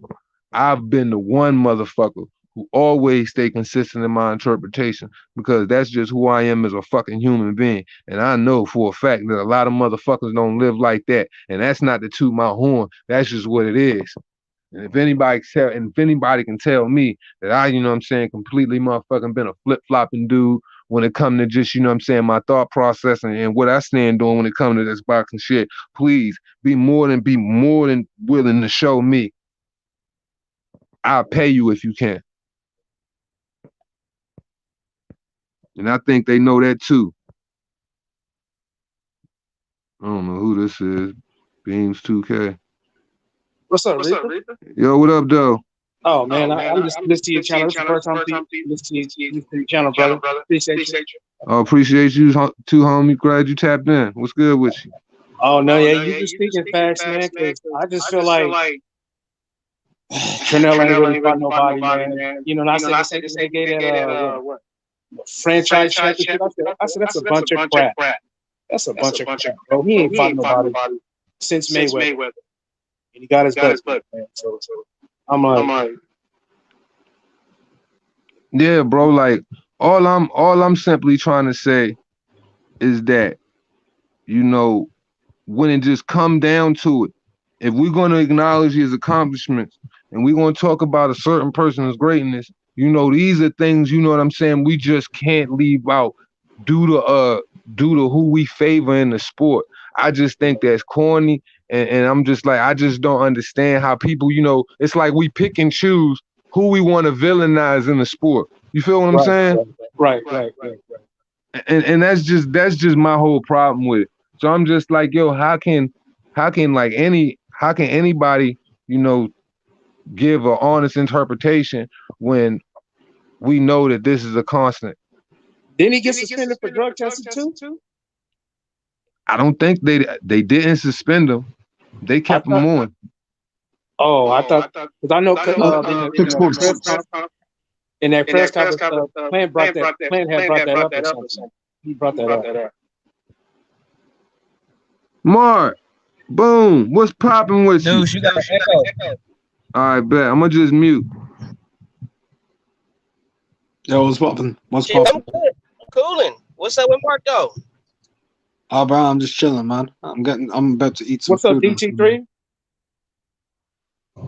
What it do with the folk? What it do? What we cooking on? What we cooking on? You know me, I just be talking a bunch of shit, man. I was just basically saying, like, in a conversation earlier with IBFP. Me and him was going back and forth about, you know, he was just talking about Bud Crawford, his accomplishments, and he was talking about Canelo, his greatness or whatever. And I just stated, you know, that how great is he really? Because in his biggest moments, I just feel as though we came up short. And there are a lot of things that you can just question about him that I don't feel as though you can disregard. And I feel like a lot of people do that based on their favoritism for him.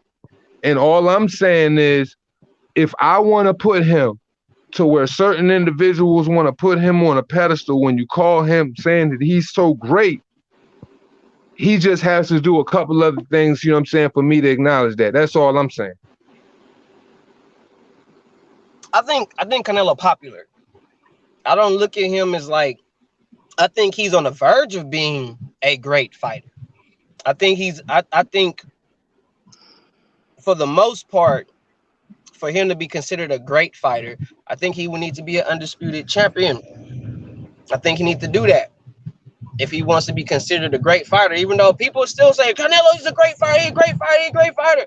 It's like, okay, I look at great, now I'm harsh, and I look at greatness on the consistent high level opposition. I look at, is he really maintaining and beating everybody and clearing out divisions? Is he really doing that? Or is he just going from one division to another division to another division? In a sense, the only thing I give to Canelo is he's actually going for world titles. He's not doing the Tank Davis method and going for supers and regulars. He's going for world titles. And for that, I give him respect, because he's not going for no bullshit. He's not playing in that sense. But for me to give him the title of great and all-time great, I need to see him be undisputed. If he become the first undisputed super middleweight champion, bro, I mean, I feel like you can't do nothing but give a man his props for that, in my humble opinion.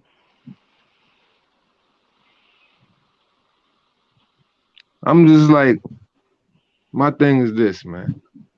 It's like when it come to him, for me, all I'm saying is, okay, you know, Canelo, yeah, he popular, but when I'm speaking on an individual and I call him great or whatever, okay, yeah, you done hop some divisions, but here's the thing. When you're a person as popular as Canelo Alvarez, you're gonna have to fight a certain level of fight. for people to even entertain you, for you to even receive a certain level of a certain purse. All I'm saying is he hasn't fought the right person for me to just like put him in that spot. And just because you take a 168 run and you become undisputed, that is great.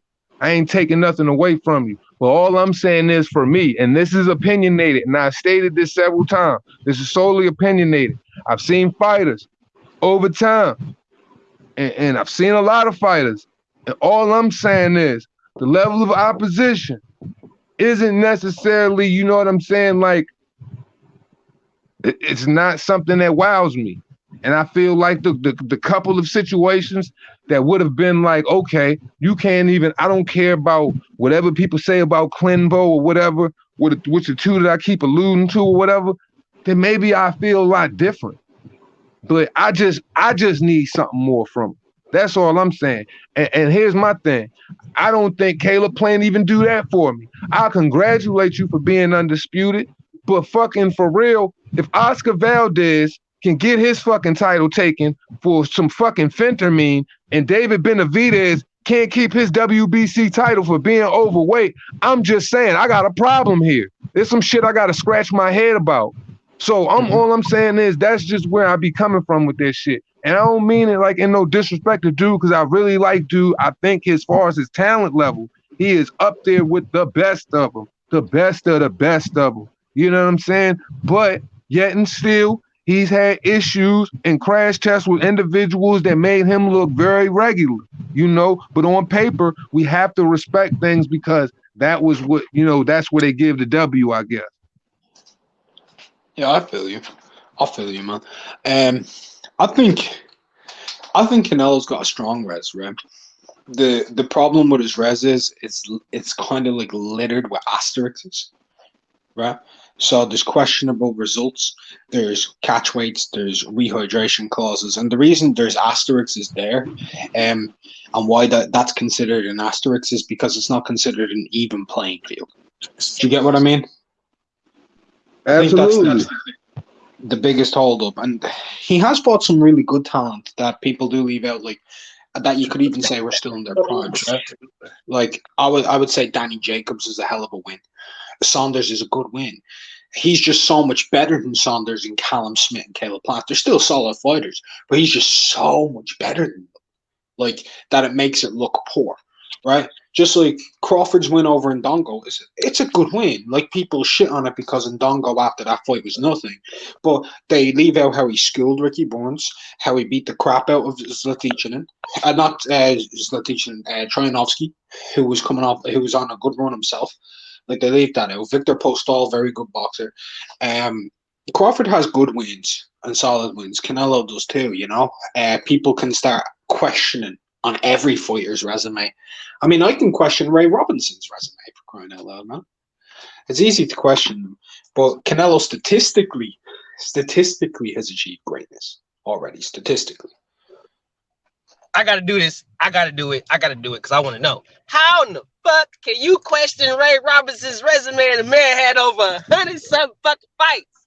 You gotta tell me that, Mark. You gotta give me that. You know I love sugar. Name me the Black Murderers Row member he fought. Oh, I remember we was talking about that before. I got you. I remember. There was specific fights that could have happened for Ray at specific times, and Ray was a huge A-side. And he didn't have to take them, so he didn't. You can ask questions. The Borley fight, the Lloyd Marshall fight, right? There was even people are talking about like how he lost to Joey Maxim. Do you know what fight was on the table for him before Joey Maxim? Archie Moore. But we can leave that. You know what I mean? Like you can criticize nearly every fighter's resume in history. Pretty much all of them. You can start asking questions. That's what I'm saying. It's just like, you know, nobody is above record is above being questioned. All I'm saying is, and we're not gonna, you know, so my thing is, if you know you have two great pound for pound fighters, and that's another thing I can speak to, and that's the reason why I criticize them, because Mark, you said it, you know, but you didn't say it in that way. but you basically said it for me. Canelo is so damn good that you know goddamn well a 37-year-old Kovalev, you know what I'm saying, who damn near got just starts by Anthony Yard. He ain't, you know what I'm saying, he way better than that. You know, the dude walk around on the regular at 175, 180. You know what I mean? He ain't no little dude. And then he just punishing these dudes, and for real, they average than him. That's why I say I want to see him fight the hitters, man. The real dogs. Like, he got to fight a hitter. And when you know you a beast, for me, you got to go find you a beast. You know what I'm saying? Like, and I'm just saying, man, because biggest accomplishments came up short. Yes, we can criticize every boxer. That's why I say, man, like, for real, you can't just act like, you know, Canelo don't got some of the same shit on him.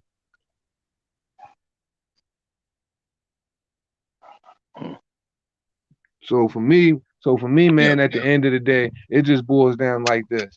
Like, yo, motherfuckers gotta stop acting like, you know, it's like speaking on what is compared to whatever the topic is, like on one specific fighter. Oh, you just hate the fighter, or you disrespect the fighter, or act like it's this fighter against this fighter. These motherfuckers ain't even in the same goddamn division. That shit don't even matter. It just matters the fact that, you know, when you make a person look a certain way in a sport that is already suffering, all you're doing is just diminishing. How are you ain't helping the viewership get better by that. You know what I'm saying? By that, I'm just saying, motherfuckers ain't moving the needle. The sport ain't really moving in the proper direction by that. If everybody feel like one of the most talented fighters in the entirety of sport, and considering it's the world of boxing, if you're acting like, you know what I'm saying, he ain't shit, then what does that say about the sport of boxing? I'm just saying, man. I feel you, man. I feel you. I would just say that, like, for me, I think Canelo is pound for pound number 2 in the world right now. I've got him number 2. And me too. And when he beats Plant, he's still going to be number 2. Because dude above him just did something mad. He did what the epitome of pound for pound is. When a fighter Usyk, heavyweight beats a heavyweight, a legit heavyweight, you know what I mean? That's some crazy shit. Usyk got that crazy shit. So I don't even know.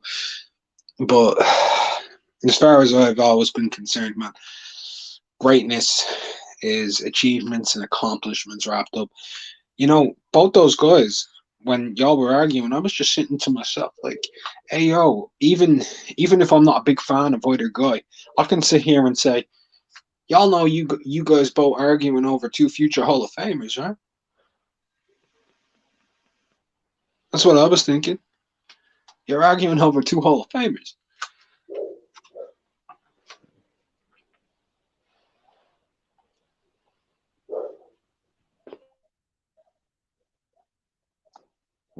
I just want the best to fight the best, man. That's all I want to see.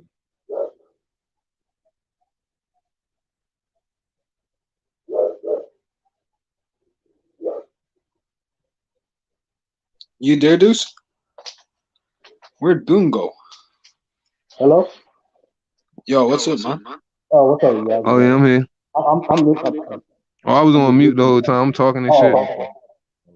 I was just saying. Damn, you got crazy echo beams. Oh, I You do. got bad mic echo. Oh, let me take these headphones off, man. Let me take these headphones off. But yeah, dudes, I was just saying, like, those guys are going to be Hall of Famers. Both of them. Absolutely.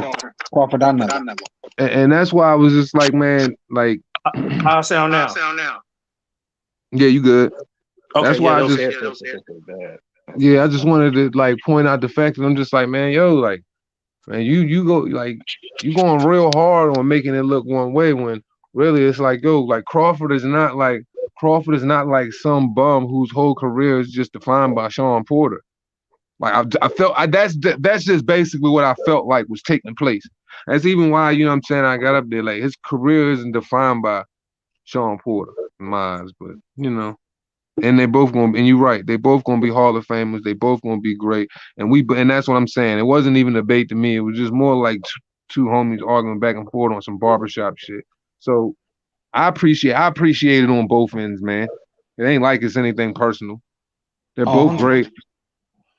Yeah. I'm listening to both of y'all. I just want the best to fight the best, man. That's what I want to see. That's just what I want to see. When one is at top rank and other top game, fight. You got a crazy echo, dude. You got a crazy echo, dude. Hold on. If I mute it, let me see if it's echoing. Say something when I mute, Mark. Hello. No echo.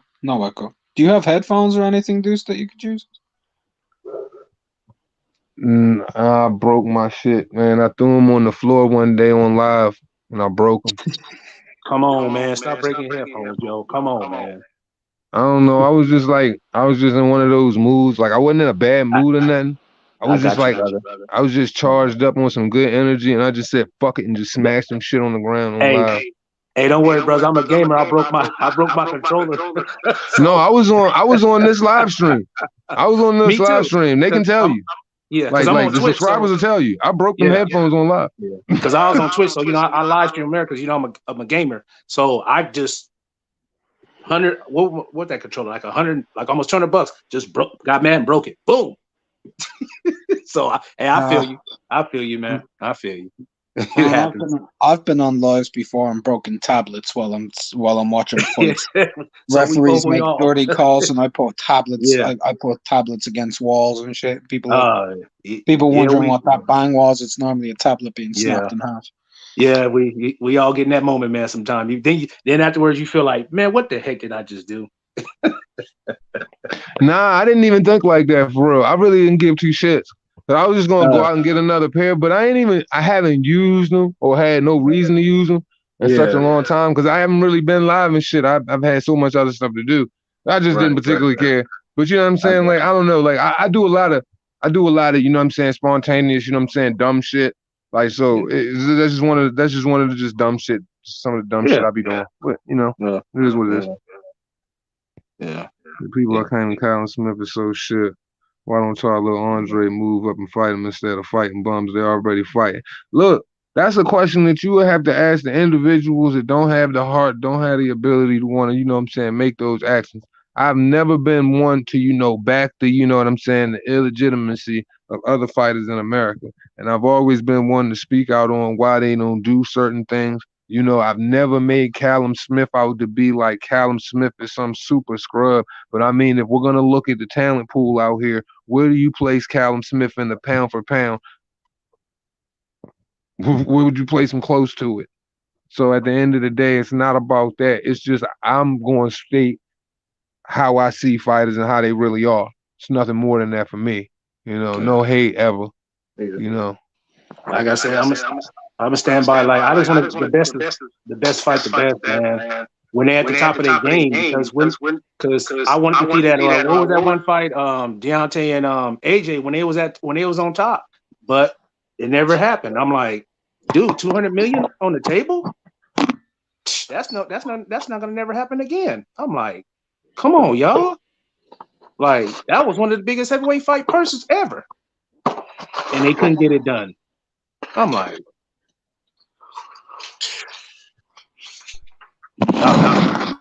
that's boxing, G. I know that's. I understand. I mean, well, no, it's not boxing. It's it's boxing politics. It's just. I've been watching boxing since I was little. You know, my grandpa got me to just these big fights you want to see. You know, and it's like, why are these guys not fighting? I mean, you saying you're great, then fight the guy when he's great. Then I consider you're great. You know, you both undefeated. Fight, man. Don't wait till you get old. I just don't understand it. I just don't understand it. Yeah, like, I mean, that's why, you know, when you have certain fighters like Alexander Usyk, you know, you got to appreciate what they're doing. And make it a real focal point to put, you know, your money behind if they have pay-per-views. Put, you know what I'm saying, your voice behind, you know, their accomplishments and things of that nature, because a lot of fighters aren't moving in those directions. You know, that's why it rubbed me the wrong way when you got a guy like Anthony Joshua who consistently fight whoever they put in front of him, proving, And then, you know, there's a certain level of disdain for him. Hey, whatever. People feel how they feel. Fans have their own opinions. But I'm just saying, for this sport, you know, I just think that certain opinions need to be different, especially when it comes to the truth. Because the truth, because those who are the truth in the sport are considered the lie. And that's a bad process, man. Yeah. You know, dudes, let me say this, right? In regards to Usyk. A lot of people were saying he's just a cruiserweight, right? He's not a good fighter. The cruiserweight division is trash, all this shit, right? That cruiserweight division was fire at the time. And I need to say one thing, like, he has an achievement most people don't pay attention to. Little statistical fact. In the 4-belt era, we have had Bernard Hopkins, we have had Terence Bud Crawford, we have had Josh Taylor as undisputed champions, and we've had Alexander Usyk. Okay?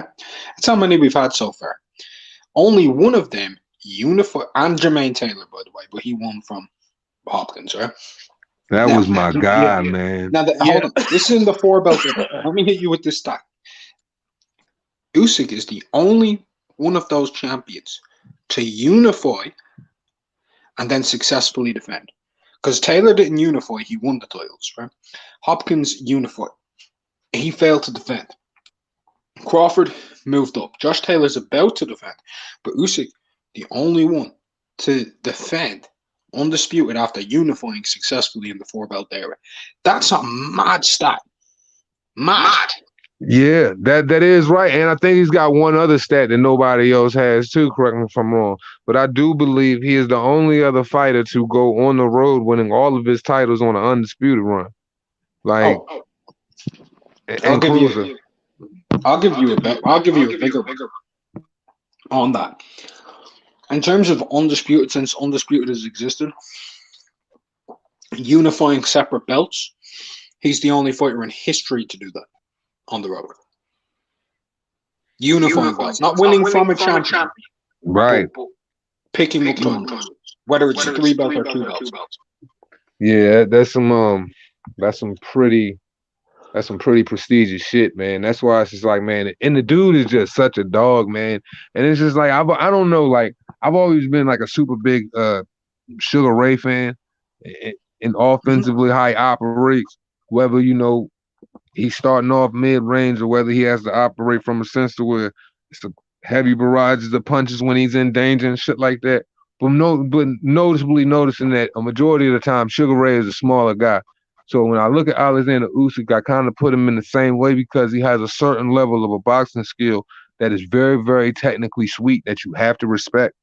And yeah, that's true. He has a certain level of footwork that, you know what I'm saying, is like that is like, you know, not that you don't naturally see out of a lot of heavyweights, especially out of a lot of cruiserweights at his stature. So, you know, seeing him put all of those things together, and the fact that having all of those things and the punch output, and it's just like seeing that's just why it necessarily already put me in the mind state that I'm just like, yeah, this dude he's going to be a problem if he goes to heavyweight, but just got to see it. And now that I've saw it, it's just like, man, it's like, who's really going to get in his way? I got to see him beat him, man. Yeah. Very, very, very, very special fighter, you know, and we don't got too many of those right now. So, right. So who you think will win out of him and Tyson Fury? Whoo! I think Tyson Fury. I think Tyson Fury the only one that could beat him right now, man. Based off what I've seen against Anthony Joshua, and I'm in 4 months is such a short time. And you know, forgive me for all of those who love Anthony Joshua, but this is just the truth. Y'all know I can't bullshit you. I just don't know if 4 months is enough time, you know, and considering, you know, got the same trainers, and it's just a lot. It's just a lot to download, you know, for what I seen take place. And I just think the type of fight Anthony Joshua is going to have to fight, is he going to be able to pull it off and be able to get it done early? Like, that's the only way that I see him able to do that. So when it comes to Tyson Fury, I'm just like, yo, this dude is 270 plus pounds, and he makes you wear the weight. That is the one way I see him being able to beat Alexander Usyk. But can he do it at the same time? Yeah, because I'm looking at that southpaw stand, man. I don't know if that's gonna give Tyson Fury problems. I don't know, because southpaw is very tricky. That's what I'm looking at. I mean, I would give Tyson Fury the edge, but that southpaw stand is tricky. Fury had troubles last time with a southpaw. Last time he fought a southpaw was at the Wally. Yeah, he had trouble. Yeah, so that's the only thing I'm looking at with if him and Tyson Fury fight. That southpaw stand. It's tricky. I got Usyk. I'm picking Usyk. You got Usyk? Yeah, I'm picking Usyk. I think Usyk is the best heavyweight in the division because you might be right, DT. Yeah, you might be right. Like I said, with that southpaw stand, yeah. He shows all tangibles, and he already comes from southpaw stance. Yeah, he me can too. punch, and he can move. Like he could do everything. Like so, I think Usyk is the best heavyweight in the game. To be honest, yeah. I think he could do everything Tyson Fury could do. I mean, can he not do everything Tyson Fury can do? Like I said, man, look, man, I'm just saying, man. I think personally, it's gonna give maybe Tyson Fury some problems. That southpaw stand, I just think it's gonna. I'm just saying, man. That's a big motherfucker, man. I understand. I understand. But hold up, though. Hold up. Let me get it over. Tyson Fury ain't your average like big motherfucker. He's a big motherfucker, and he's seasoned with making you wear every bit of that big motherfucker. He do it in dirty ways. He do it in clean ways. He's just gonna find a way. Either way, you gonna get swamped. You gonna get swamped by 270 something at one bit. At some point, it's gonna happen to you. And he's crafty, man.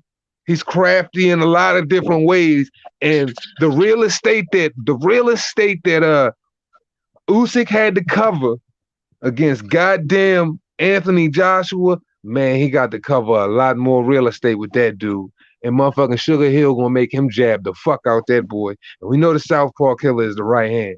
I'm just saying, he could get jabbed the fuck up, swole the fuck up, lean the fuck on, and I'm just saying, is Usyk strong enough to push that big motherfucker up off of? Because we know one thing, Tyson Fury, it's his tendency to make you wear his big ass. So I'm just saying, I don't know who I would pick right now because, like, I bet on that motherfucker. I don't know yet, but right now I'm just like, man, if anybody gonna do it, it's that dude, and he don't even have the most proven record, but it's just he's a big motherfucker, and time again he does.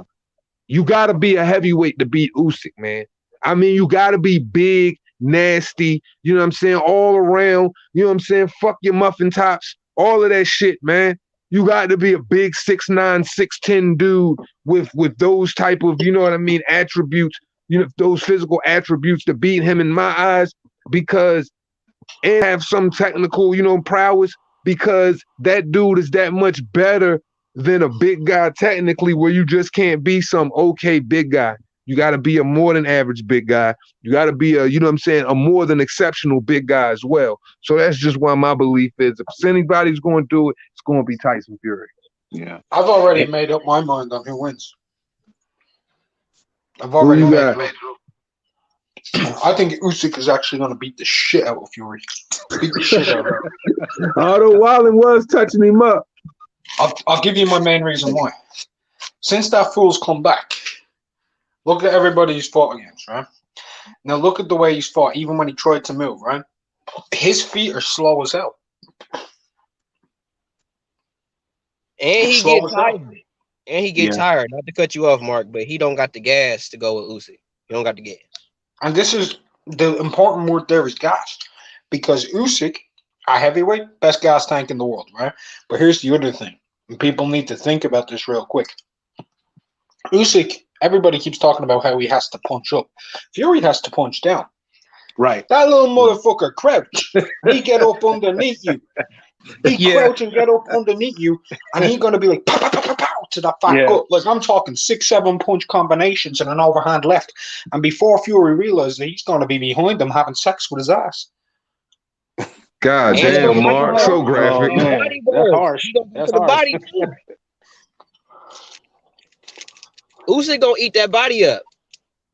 You're gonna beat the shit out of him. Yeah. They say kill the body, the head dies. That's what they say. Kill the body, the head dies. I think it'll still be a good fight, though. I think it'll still be a good fight, regardless. Yeah. But the end result, I think Usyk is gonna get him, because I think Tyson Fury will do what do say, try to lean on him and use his weight and all that. But at the end of the day, I think Usyk will be able to deal with that a lot better than what we may give him credit for. What a lot of people been shitting on Usyk. Every time people say Usyk can't do this or Usyk gonna do this or he can't do this, he prove everybody wrong.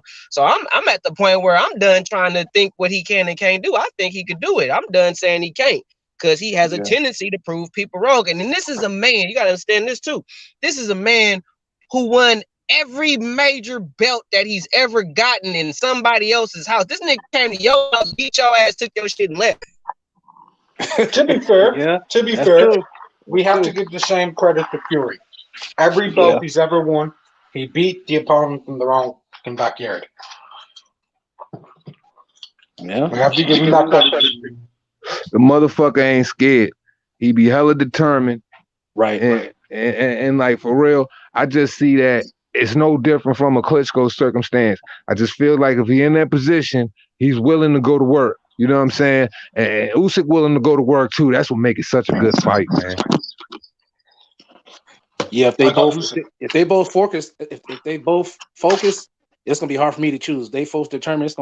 I'm gonna just go with that. If they both focus and determine, it's gonna be hard to choose. What we can honestly say about that Usyk Fury situation is that's the epitome of a 50-50 fight.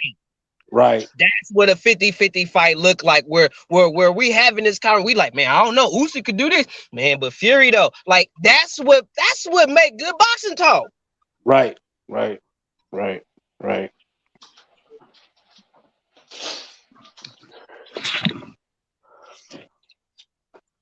It's just unfortunate. You know what I mean? We gotta, what am I saying? It's not unfortunate that we have to wait, 4 months for certain things to play out, because I mean, look at what's come out of all of this. Regardless of whatever, it was a lot of drama in that It was a lot of drama in that trilogy. It was a lot of soap opera bullshit. We got a bunch of motherfucking arguments, conversations off. It kept boxing buzzing for quite a while. And we get to walk into, a mandatory situation with Dillian Whyte and Tyson Fury. We got another Anthony Joshua versus Usyk wreckage coming up. And, a lot of things are going to be decided after that. And think about the conversations and the content that us three are going to create out of those things. And, we get to move into, starting to have conversations of what the road to undisputed really looks like in more of a definitive fashion. So I'm just looking forward to all of the things that, come out of this shit, because, hey, man, great topics for us. Great shit for fucking boxing, man. Great fights, man. Heavyweight division is looking better than it's looked in a long time. And I know we have certain guys that are willing to, keep that going, and great prospects underneath that's going to come behind it and do the same thing too. So this is some good shit, man. Yeah. Right now, I'm looking wrong.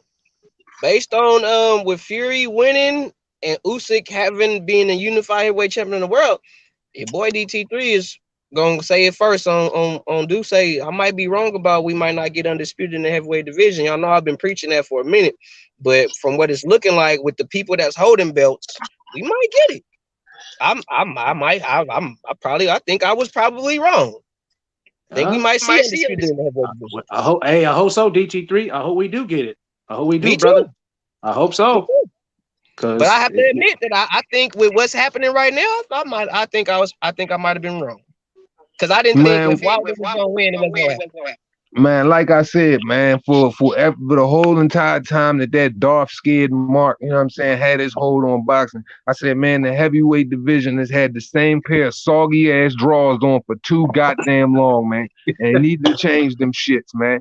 Deontay Wilder needed to get out the picture, unclog that nasty ass drain with all of that bullshit up in it, man. So we can unlock the floodgates and let these fights start to roll in, because Usyk don't have no problem with fighting you. Mandatory, voluntary, raise your hand, bar fucking bathroom, it don't matter. He ready to beat your ass, you know. And I think, and you know, Anthony Joshua, he's never shied away from a fight. Tyson Fury, he talk a lot of shit, but at the same time, he got the ability to do shit. So you know what I mean. We know he fought the Klitschko's of the world and the Deontay Wilders. So why can't we continue to just so why can't we get undisputed? You know, it's like I said, the writing was the only thing for me that was stopping undisputed was the consistent lies that Deontay Wilder were creating and putting on the table at the time. But now that those things don't exist, man, I'm all the way locked in with this shit. This shit could really happen. It's just, you know, we got a couple of little hills to climb, but they're not even really hills. Just a couple of good fights that should come out of this shit if Fury, if Whyte make it past Wallen, and Fury don't want to, you know what I'm saying, vacate the WBC like he was talking before. And whatever happened with Joshua Usyk, I'm happy with either way. Because good shit should come out of it. Can I throw one little spanner in the work and be a depressing motherfucker? Right? Man, go ahead, man. All I do is depressing shit. Go right at it. Wilder did one really good thing in his whole career to me, right? And this will shock people. He didn't accept franchise. I respect him a lot. Me too. Me too. Thank you for saying that. Now think about it. Fury's the champion. Fury's got a mandatory. If he don't want to take that fight, do you think Mauricio ain't gonna be like, you know what? You know, I can get more sanctioning fees. Let me give him franchise. Tell me he's not the type of motherfucker who will take that. And he would talk all of the motherfucking, he would talk all of the biggest bullshit about having that goddamn franchise belt on his motherfucking waist. And he gonna talk that lineal shit. Lineal Ring Magazine champion, Tyson Fury franchise. First franchise heavyweight ever. All I'm saying is, there could be a possibility he takes franchise so that he doesn't have to fight White. And then he'll be calling himself the franchise, the lineal, the ring. He's saying titles don't matter, all that crap, right? Then what could end up happening is Usyk could be like, well, I want to be the official undisputed and fight Dillian Whyte for it, right? But then there becomes an issue. A big issue, I think you'll agree with me. Most people will not consider him an actual undisputed champion without beating Fury. Right. You're right. I totally agree. So that's where I think the division could go off. Like, it's looking like, oh yeah, it can finally happen. It can finally happen. And I feel you, DT3, but you know when you said it's most likely not going to fucking happen a while back? Remember when you were saying that? I was in agreement with you. Do you know why? I'm 28 years of old. I was fucking, what, 6 the last time we had 2 champions at heavyweight unified to become undisputed? It's been 21 fucking years. It's going to be 22 next month. Right. All of a sudden, I got a fucking gypsy liar with a belt who's had it, who said we were getting undisputed and lied to us then. And I'm supposed to put faith in this guy, the same guy who said a while back that he'd fight Dillian Whyte if the diamond belt was on the line. Come on now. Come on. Ask him for a diamond belt. Just saying. Hey, yo, you know that motherfucker is the type of motherfucker who will go out here fight, you know what I'm saying, a Francisco Payanetta clone or some shit like that with a franchise belt on his way, and then start motherfucking singing Sweet Caroline or some shit after he win the victory and shit like he just did something.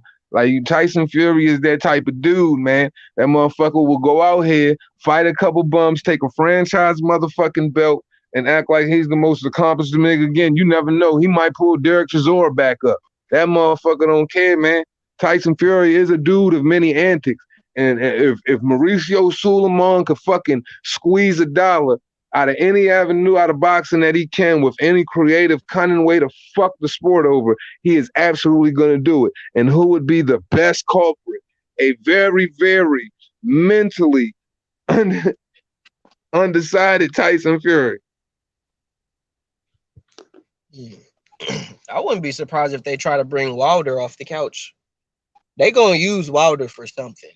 Like, Wilder, as much as I might think he should kind of like leave the sport alone because I don't see, not because of how I personally feel about him. I just don't see where he gonna go. Like who is there for you at this point? But I think they might pull Wilder out their ass, bro. I really think they might do some shit like that. Listen, man, look, Wilder has 2 chances to resurrect his career because he always, in my eyes, and y'all could agree with me or disagree with me if you don't think so. I feel like he has these 2 options on the table because these are the 2 gentlemen that would take this fight, rain, sleet, hail, or snow, no matter what they got going on. I feel like with Anthony Joshua, he could have another big purse and, you know what I'm saying, be in line with some level of stardom and success if he could win that fight. I don't think he would win that fight, or he could fight a Dillian Whyte. Those are still 2 realistic paydays out there for him. And of course, he still has Andy Ruiz on his stable, who is out there getting dropped by Chris Arreola. So there are chances for Wilder to do things and be able to somewhat have a resurrection in his career and his deflated fucking ego.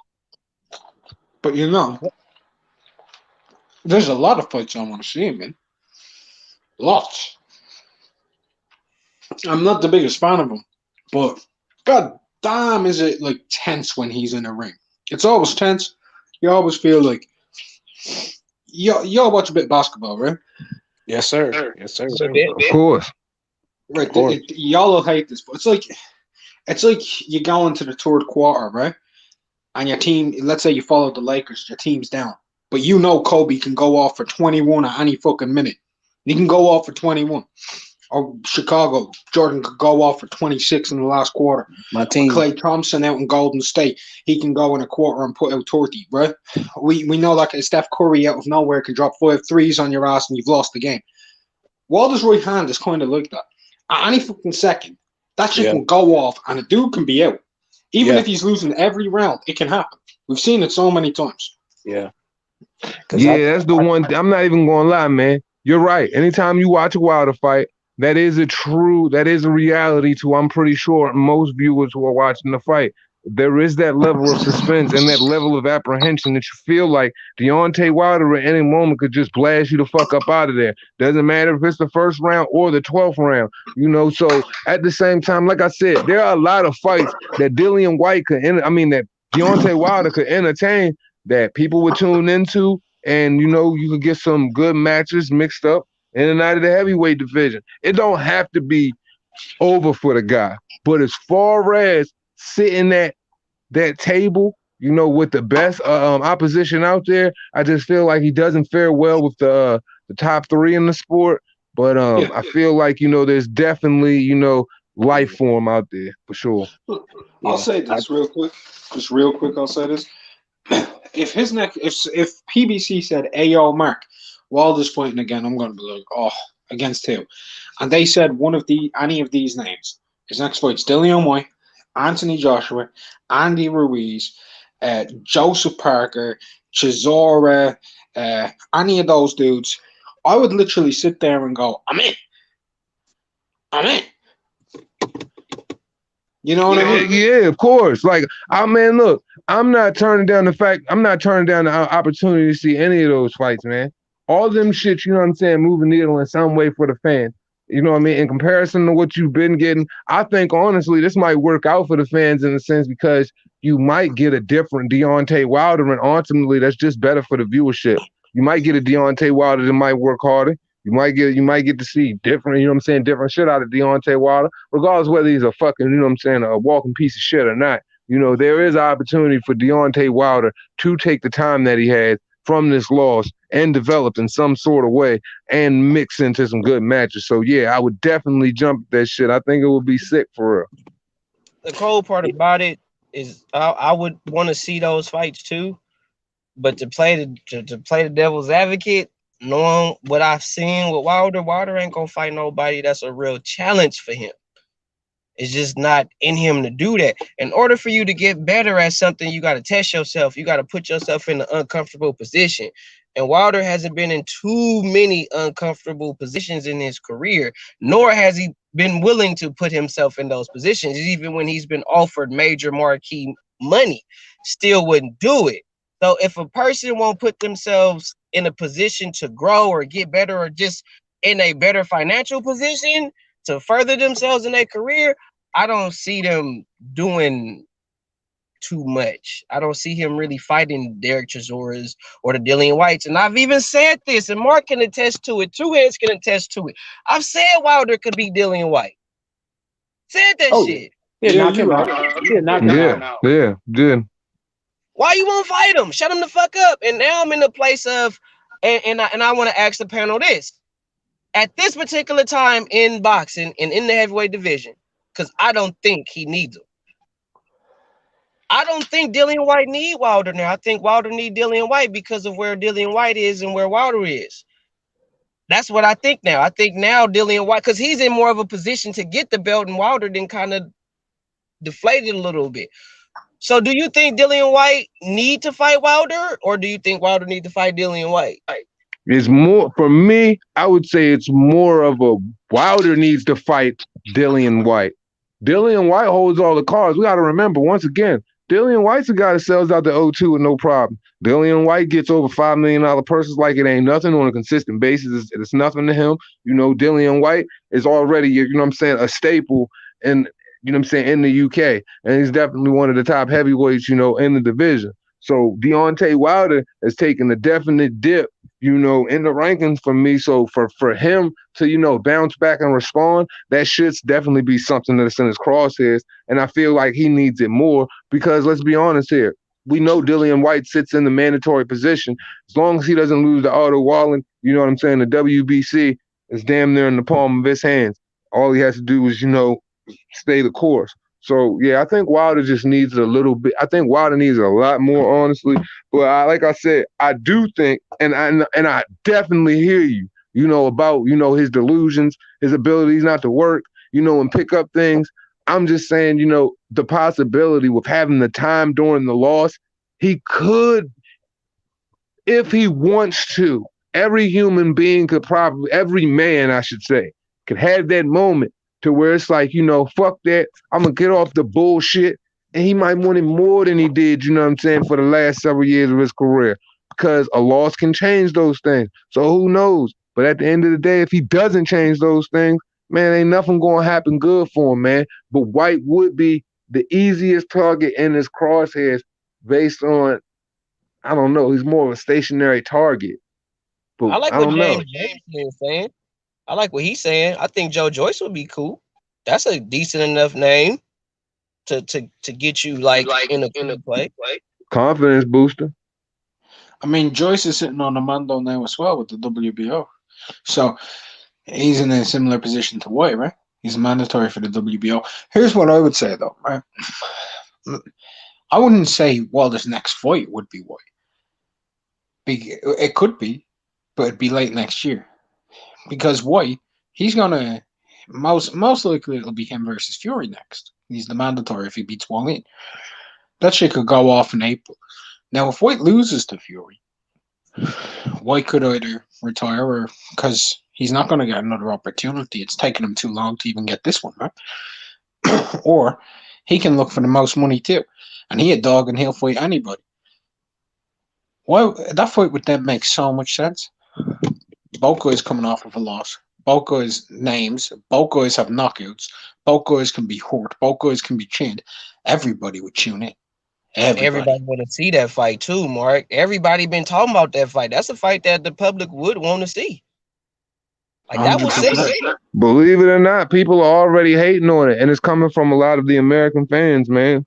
Hating on the prospect of a Dillian Whyte versus a Tyson Fury fight, and the fact that, you know what I'm saying, they don't believe that it would do certain numbers. But I feel like there's at least 400,000 hardcore boxing fans in America that would definitely purchase that fight, because the magnitude of that fight to me isn't small at all if you have even a fucking half of a brain to realize it. So honestly though, let me say this, dude. That fight, 100%. You've got that kind of right. That fight 100% to me should be in the UK, because that shit will do a stadium. It'll be a prime time watch hour for the UK audience. And that's $1 million fight, easy. And here's the thing, I don't think that fight will be in the US. I think it's gonna be in the UK. Because I think Dillian's team, they're going to do a poor bid, and it's going to be Bob Arum versus Eddie Hearn. Oh, Eddie gonna buy that. Yeah, Eddie gonna buy gonna buy that bitch, bro. He's gonna have 40 million on that shit. The way you see, he'll have 40 down. Bob won't be willing to take the extra risk, especially knowing he's staging 2 UK fighters in the United States. You know what I mean? He is cheap. Yeah, for sure. I just feel like, you know what I'm saying, that is definitely like people are undervaluing how big that fight is and how big that shit is for boxing for real.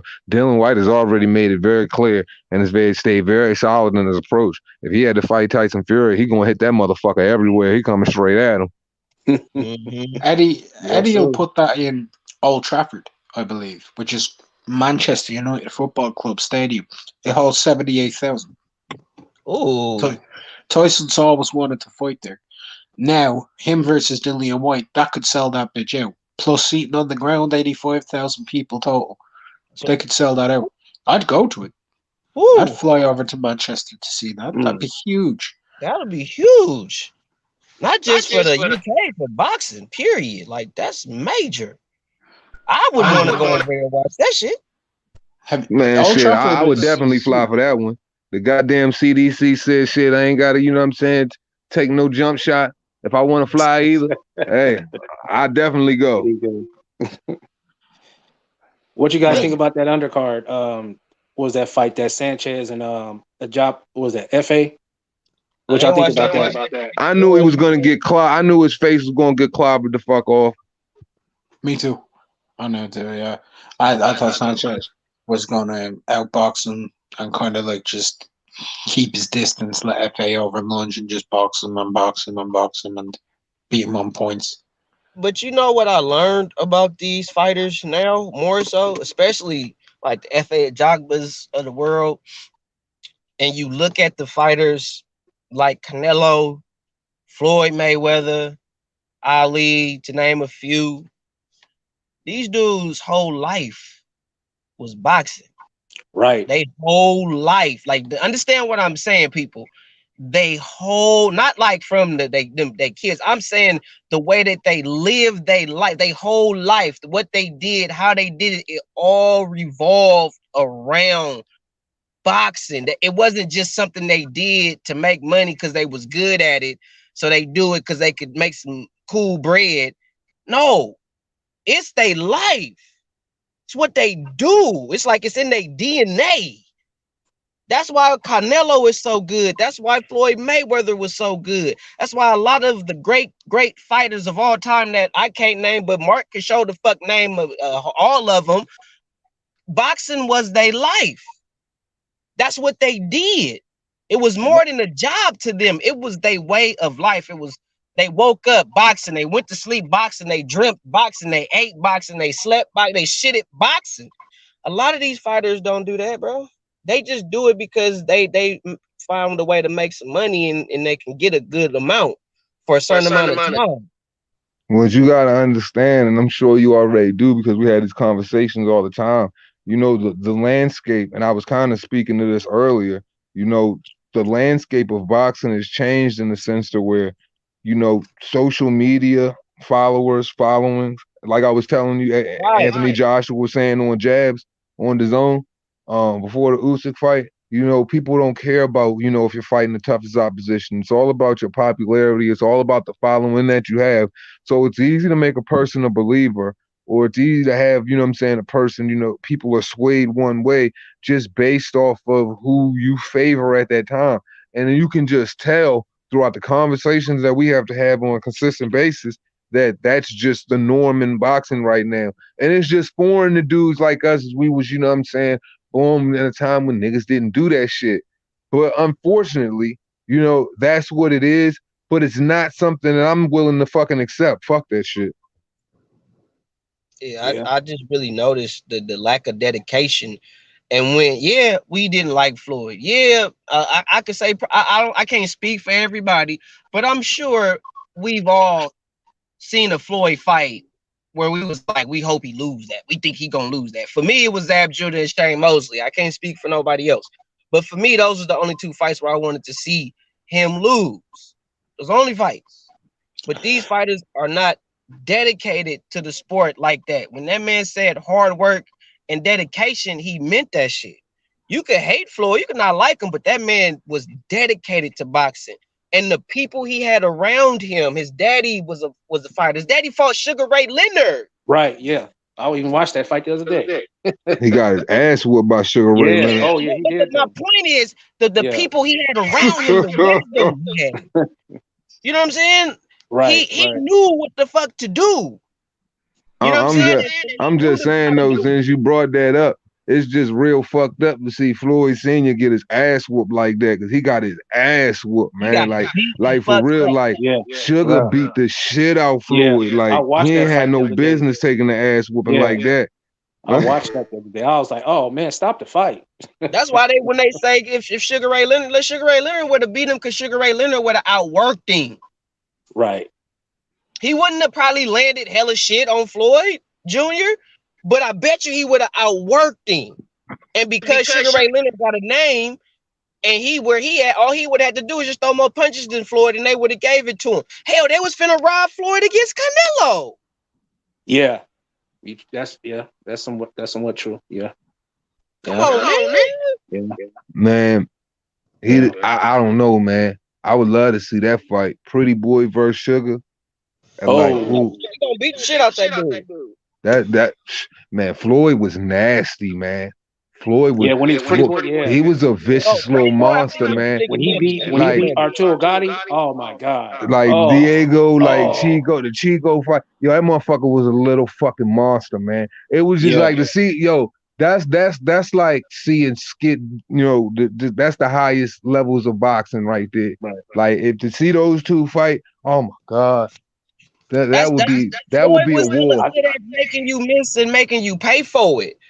Like that was the sweet science. Floyd was Pretty Boy was really good at that shit. That's why I ain't gonna lie. The only person I thought that was gonna be Pretty Boy was Zab Super Judah. Yeah, he was quicker. He was quicker. Zab would have got him. I never thought that. I knew Floyd would fuck him up. Like Floyd was just like at the end of the day, Floyd one of my favorite fighters.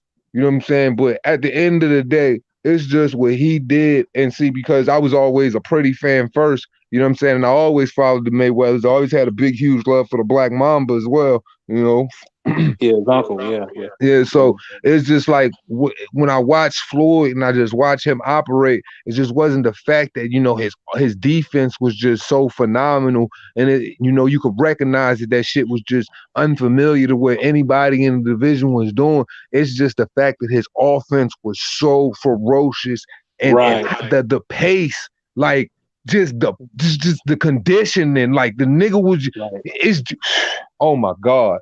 The fucking animal. I watched this the other day. I think I watched his first pro debut. Knocked that dude out. Boop, boop, boop, oh yeah, he put him dead. I remember that. I knew he was gonna be good. Yeah, I just went back to YouTube. I said, let me pull up his first debut. I knew he was gonna be good when he came out the Olympics. I said, oh, this boy gonna be a threat. And if you notice, some of the greatest ones was always robbed in the Olympics. Right. Yeah. Floyd Mayweather, Roy Jones, all those guys. Yeah, man. It was Ali, all those guys, man. Should have been robbed. That was Ali wasn't robbed in no Olympics. Ali was a gold medalist. What the hell? We got super chat. Shout out to George, the angry old man with the $2 super chat. He said 114. Are you kidding me? And that was a judge for the Canelo Floyd fight. That's why I was like, what the fuck? Like, and see this is a lot of problems with boxing, man. You had some of the greatest, and because like when the time when Floyd was coming up in the amateurs, time Roy Jones, fighters like that was coming up in the amateurs, see those individuals get robbed on the highest levels at that time, affects, affected they, their image, they gonna have to go a certain type of road. Pretty Boy got the gold medal, that came with, the good purses out the gate, that came with the, the amazing publicity. It was just a lot different than, Floyd took on, the infamous route necessarily because, those things, unfortunately, you got robbed. Them niggas got robbed in that Olympics, man. That shit changed shit, man. Yeah. Boy got the bronze. Yeah. I remember Roy Jones in his interview. I was watching his interview when he said that guy, that Chinese guy, he was gonna send him that gold medal to him that they robbed him of, but he said he didn't want to do it because he was afraid that his own country was gonna do something to him. The guy was gonna send it to him. He was gonna send him that medal. They probably would have, bro. They probably would have. Yeah, That's a different thing. That's Olympics, right. bro. You can't do shit like that, bro. That's some political shit right there. Right. The crazy part is you wouldn't think, but that's the most corrupt level there is, man. You know, And that's the amateur highest boxing, man. Like the shit goes, the corruption goes so deep in that motherfucker, like you wouldn't believe, bro. Yeah, and the Olympics is the highest amateur level in boxing. Some of the shit in the Olympics is actually professional, but boxing, that's the highest amateur level, is fighting in the Olympics. That's, you don't get no higher in the amateurs in boxing than the Olympics. Correct me if I'm wrong. But I don't, in the amateurs, for what I know, the Olympics is like, that's it. Like that's it. Like that's it right there. You know what I mean? That's why I don't really argue with Clarissa Shields about her wanting more money. I don't argue, because I ain't gonna lie. If any other fighter would be saying that, I kind of would feel some type of way. Not Katie Taylor. Nope, not her. Because I feel like she could say that shit too for the same reason. Yo, I'm gonna say some real fucked up shit. Niggas probably not gonna respect it or like it, man. But fuck her, man. She a ratchet, man. But she still is a two-time. She still is a two-time Olympic gold medalist, regardless of who she is. I ain't taking nothing away from that, boom. But that girl, man, I don't want to call it a B word because you know what I'm saying. I respect the ladies or whatever. But man, Shorty a ratchet, man. And I'm gonna tell you why Shorty a ratchet. Because that motherfucker, man, she it's just the lack of substance, man, and character. You know, we all know what happened to, you know what I'm saying? We all know what happened. We all know what happened at the goddamn press conference, you know what I'm saying? Coach got his head bust. Bashir got his head bust and shit like that out that joint. And then not only that, it's just a constant, you know what I'm saying, badgering of the fans. You know, it's just the constant, you know, the ignorant portrayals that she constantly spills out in social media. It's just the arrogance, you know, and the lack of understanding of, you know what I'm saying, the financial climate and the blessings that, you know, when she constantly shits on men and just the sport of boxing, and she's so outspoken about her stance on women's boxing and equal pay. She completely is dismissive of the fact that she's getting some of the highest purses, $300,000 paydays and shit. The only person that was really getting paid higher than her, if you got to go back, you go back to goddamn Layla Ali. You know, of course, Katie Taylor is getting that type of paper as well. But my whole thing is this: for her to rest on the type of accusations she rests on, things that she's saying on, and the things that she says, she has to identify with the fact that, you know, she's been given opportunities by Showtime to lead the show against, you know what I'm saying, the Lady Hammer, and she freaking, what did she do? They fucking did abysmal number. She's been given, you know, certain contracts and been blessed with certain paydays that women will never ever receive for her to be in her position. You know how many women and females boxing are not going to be able to fix their goddamn teeth on the level of Clarissa Shields, be able to put diamonds around their necks, thing of that nature. And I know that shit sound funny, but dig this though. You're getting put, a lot of these ladies are getting put on co-mains. Like Eddie Hearn respect the ladies in a sense so much that he puts them on a co-main event on men's cards just so these women can average out bigger pays, because we know one thing is a fact. If you take these ladies, no matter if it's Clarissa Shields, minus, you know what I'm saying? I don't even, minus, I would say Katie Taylor at this point. You know, this is the way that they get paid, their highest paydays. Because if you put them in the main event spot, that shit is going to tank, and ain't nobody getting no goddamn money unless the fucking undercard is filled with freaking male champions, and those are the ones who should be thrown in the back. And that says nothing against the women, but that's just the reality of what it is while she talks all of that bullshit. Okay, so like I was saying, only reason why I was saying that is because she's a two-time Olympic gold medalist. That was it. That's why I feel like if she is in the sense of dealing with all the bullshit trying to get paid in boxing, I feel like she should just shut the fuck up and just fight MMA. That's where she'll really make some money. She's not gonna really make no money in boxing. I gotta interject there too, Boom. And no disrespect, but Shorty wouldn't make no type of money in MMA. She would make more money in boxing. MMA does not pay the way people think they pay. When Bless Holloway fought fucking Alexander Volkanovski, you know what I'm saying? That dude only got paid $200,000. Yeah, they don't get paid like like that, but they active. But Clarissa just made 300K. See, Clarissa's not active because she chooses not to be based on her freaking own freaking narcissistic ego. And correct, and tell me I'm lying. She could be way more active as a champion if she wants to, but she chooses not to because she feels like, you know what I'm saying, she's so above the bar, but the numbers don't even show it. Bitch is a fucking prick. So, Oops. so who's My in bad. the 160-pound division? Cause she champ in the what 68-pound division. So who is there for her to fight? What females aside from Marshall? That's who she about to fight. Well, can I interject? The thing is, there's really nobody for her to fight, and she can't really make a whole heap of money. And to be honest, she's been overpaid in terms of like her ticket sales, etc. They're already tanking. Now, I get the idea. She's a two-time Olympic gold medalist, right? Can y'all hear me? Okay. Yeah, absolutely. Yeah, she's a two-time Olympic gold medalist, and yeah, she should want more money, right? Because men get paid more, right, than women. How come she's made more money than Rico? Facts. Now that I didn't know. He's a two-time Olympic gold medal. He's made one career purse like more than she has, right? And that was for Loma, but that was a Lomachenko fight. That's two-time Olympic gold medalists fighting each other there. But other than that, right? Let's break this down. Rico just fought Casemiro. Casemiro, a multi-weight world champion, bantamweight champion. Rico got paid 125,000. Clarissa Shields just got 300K for fighting Marie-Eve Decaire. Who the fuck is Marie-Eve Decaire? That's the shit I'm talking about, Mark. That's all I'm saying. Like, and I just don't like, you know, the stuff. And I'm happy she gets those type of purses, but to be just to be dismissive of them, to act like they ain't nothing, you know, and it's just, man, her attitude really just it's exhausting. I got you. I feel you. I was just trying to get a woman some credit.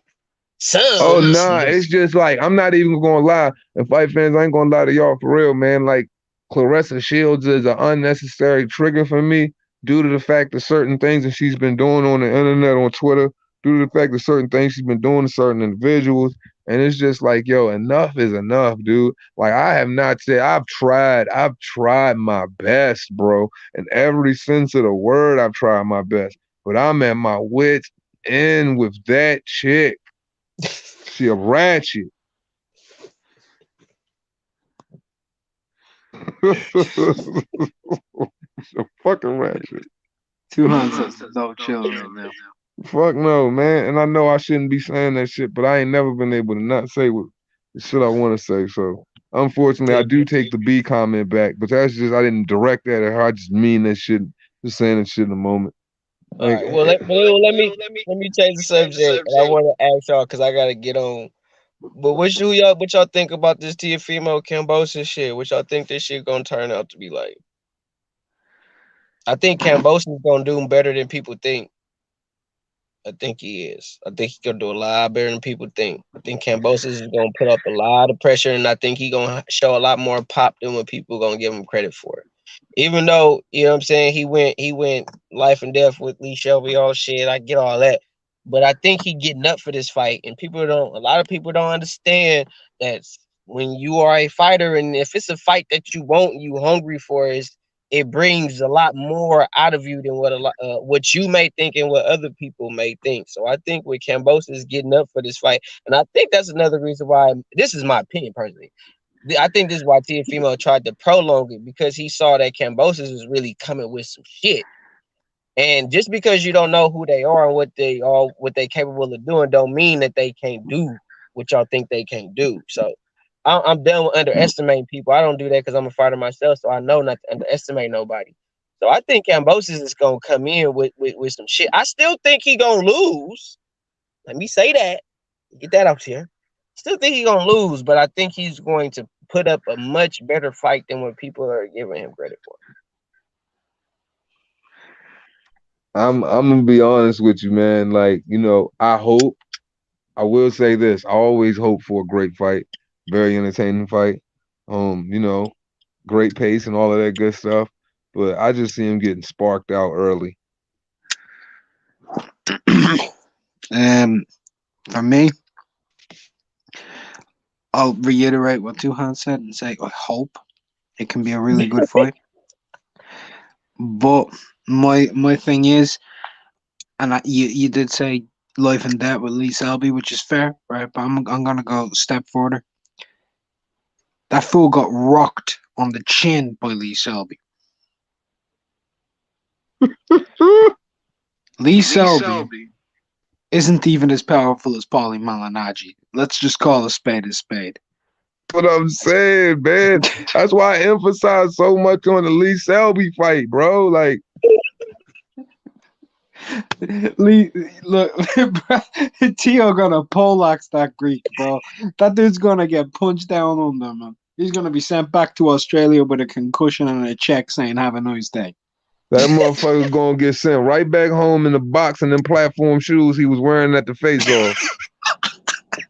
He's gonna punch the tattoos off George Kambosos quick. Man, good night, man. Good night, man. Put him on a milk cart and box him up and send him home. That boy needs some milk. He needs some milk. He needs some milk. Dude, but on the real, though, think about it. Lee Selby hits you with what, a right hook? A right and hook. You do the stanky?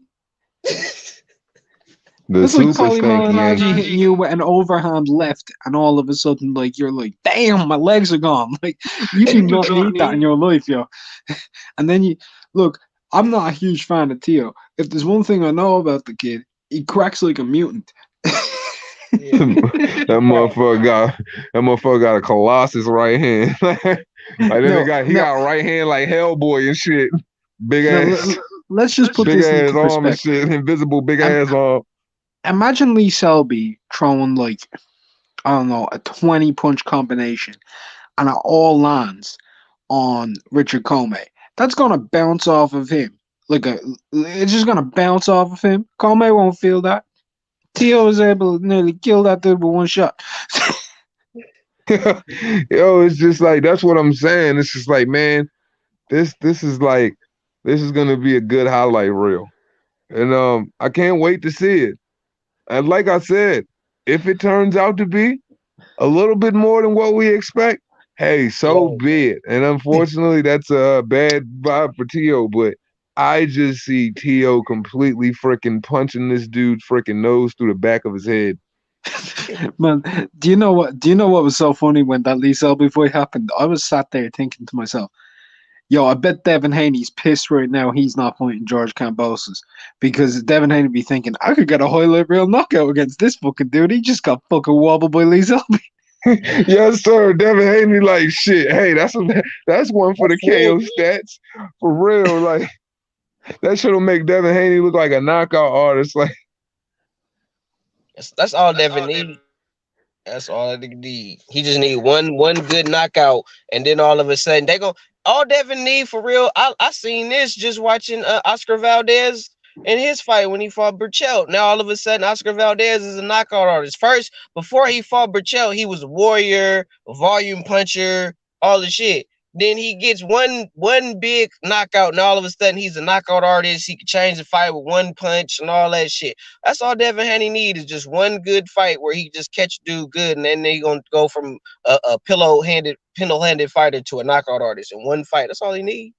One fight. Like, he got one nasty knockout. I'm trying to think of the dude's name. It was in it was actually, you know what I'm saying, a couple minutes away from where I live. At the National Harbor Casino, man, where he freaking, I think it was what's his name? Was it Ricardo Nunez? I might be tripping, but he hit that dude with a freaking overhand right, bro. That dude fell right on his face. I mean, it was nasty. Who you talking about here? Devin Haney. Oh shit! Was it Moran? That's it. That's his name, Moran. Yep, that's his name. Antonio Moran, I think his name is. That was funny though. He knocked him out in 7. That was it was in Maryland, wasn't it? Yeah. It was a couple minutes away from my house. Yeah, that's the card where what you call it? Michael Hunter beat up Fabio Maldonado. Yeah. That's Yeah, funny man. as hell, That was a real stellar knockout for the reals. You know what I'm saying? It's just like, it's like when you see one of them, you want to see more of them joints, But Devin, but I'm just one of them people that just understands that, hey man, when you start getting in the highest levels of boxing, knockouts, if they come, great. But if you can still outbox a guy for 12 rounds and befuddle the shit out of him, you know what I'm saying? That's more than good enough because that's the game. And certain fighters you're just gonna appreciate because they're just different. Devin Haney might not be a knockout artist, he just might be a superior boxer. It is what it is. But man, I gotta get the fuck out of here, man. I was supposed to fucking go grocery shopping like 2 hours ago, man. Some bullshit. You've been on here way too long. Peace out, man. Yeah. God bless. All right, Mark, man, it was great having you, brother. Gotta do this again, man. And yeah, I'm definitely gonna hit you, man. I gotta fucking restore my WhatsApp. I ain't used that shit in so long, bro. I appreciate that, man. God Hey, I bless. appreciate Take you. it God easy. bless, man. Hey, man, appreciate you guys for coming through. It's been a long one, 2 hours and 40 minutes, almost 3 hours. When the fuck do we do that? We ain't did this shit in probably like a year and some change, man. Hey, man, we're getting back into the old ways. Lots of activity. Let's go. As we always say at the end of this shit, it costs you nothing. Pay a nigga no mind. Appreciate all you guys for coming through. It's the motherfucking boss. Respect.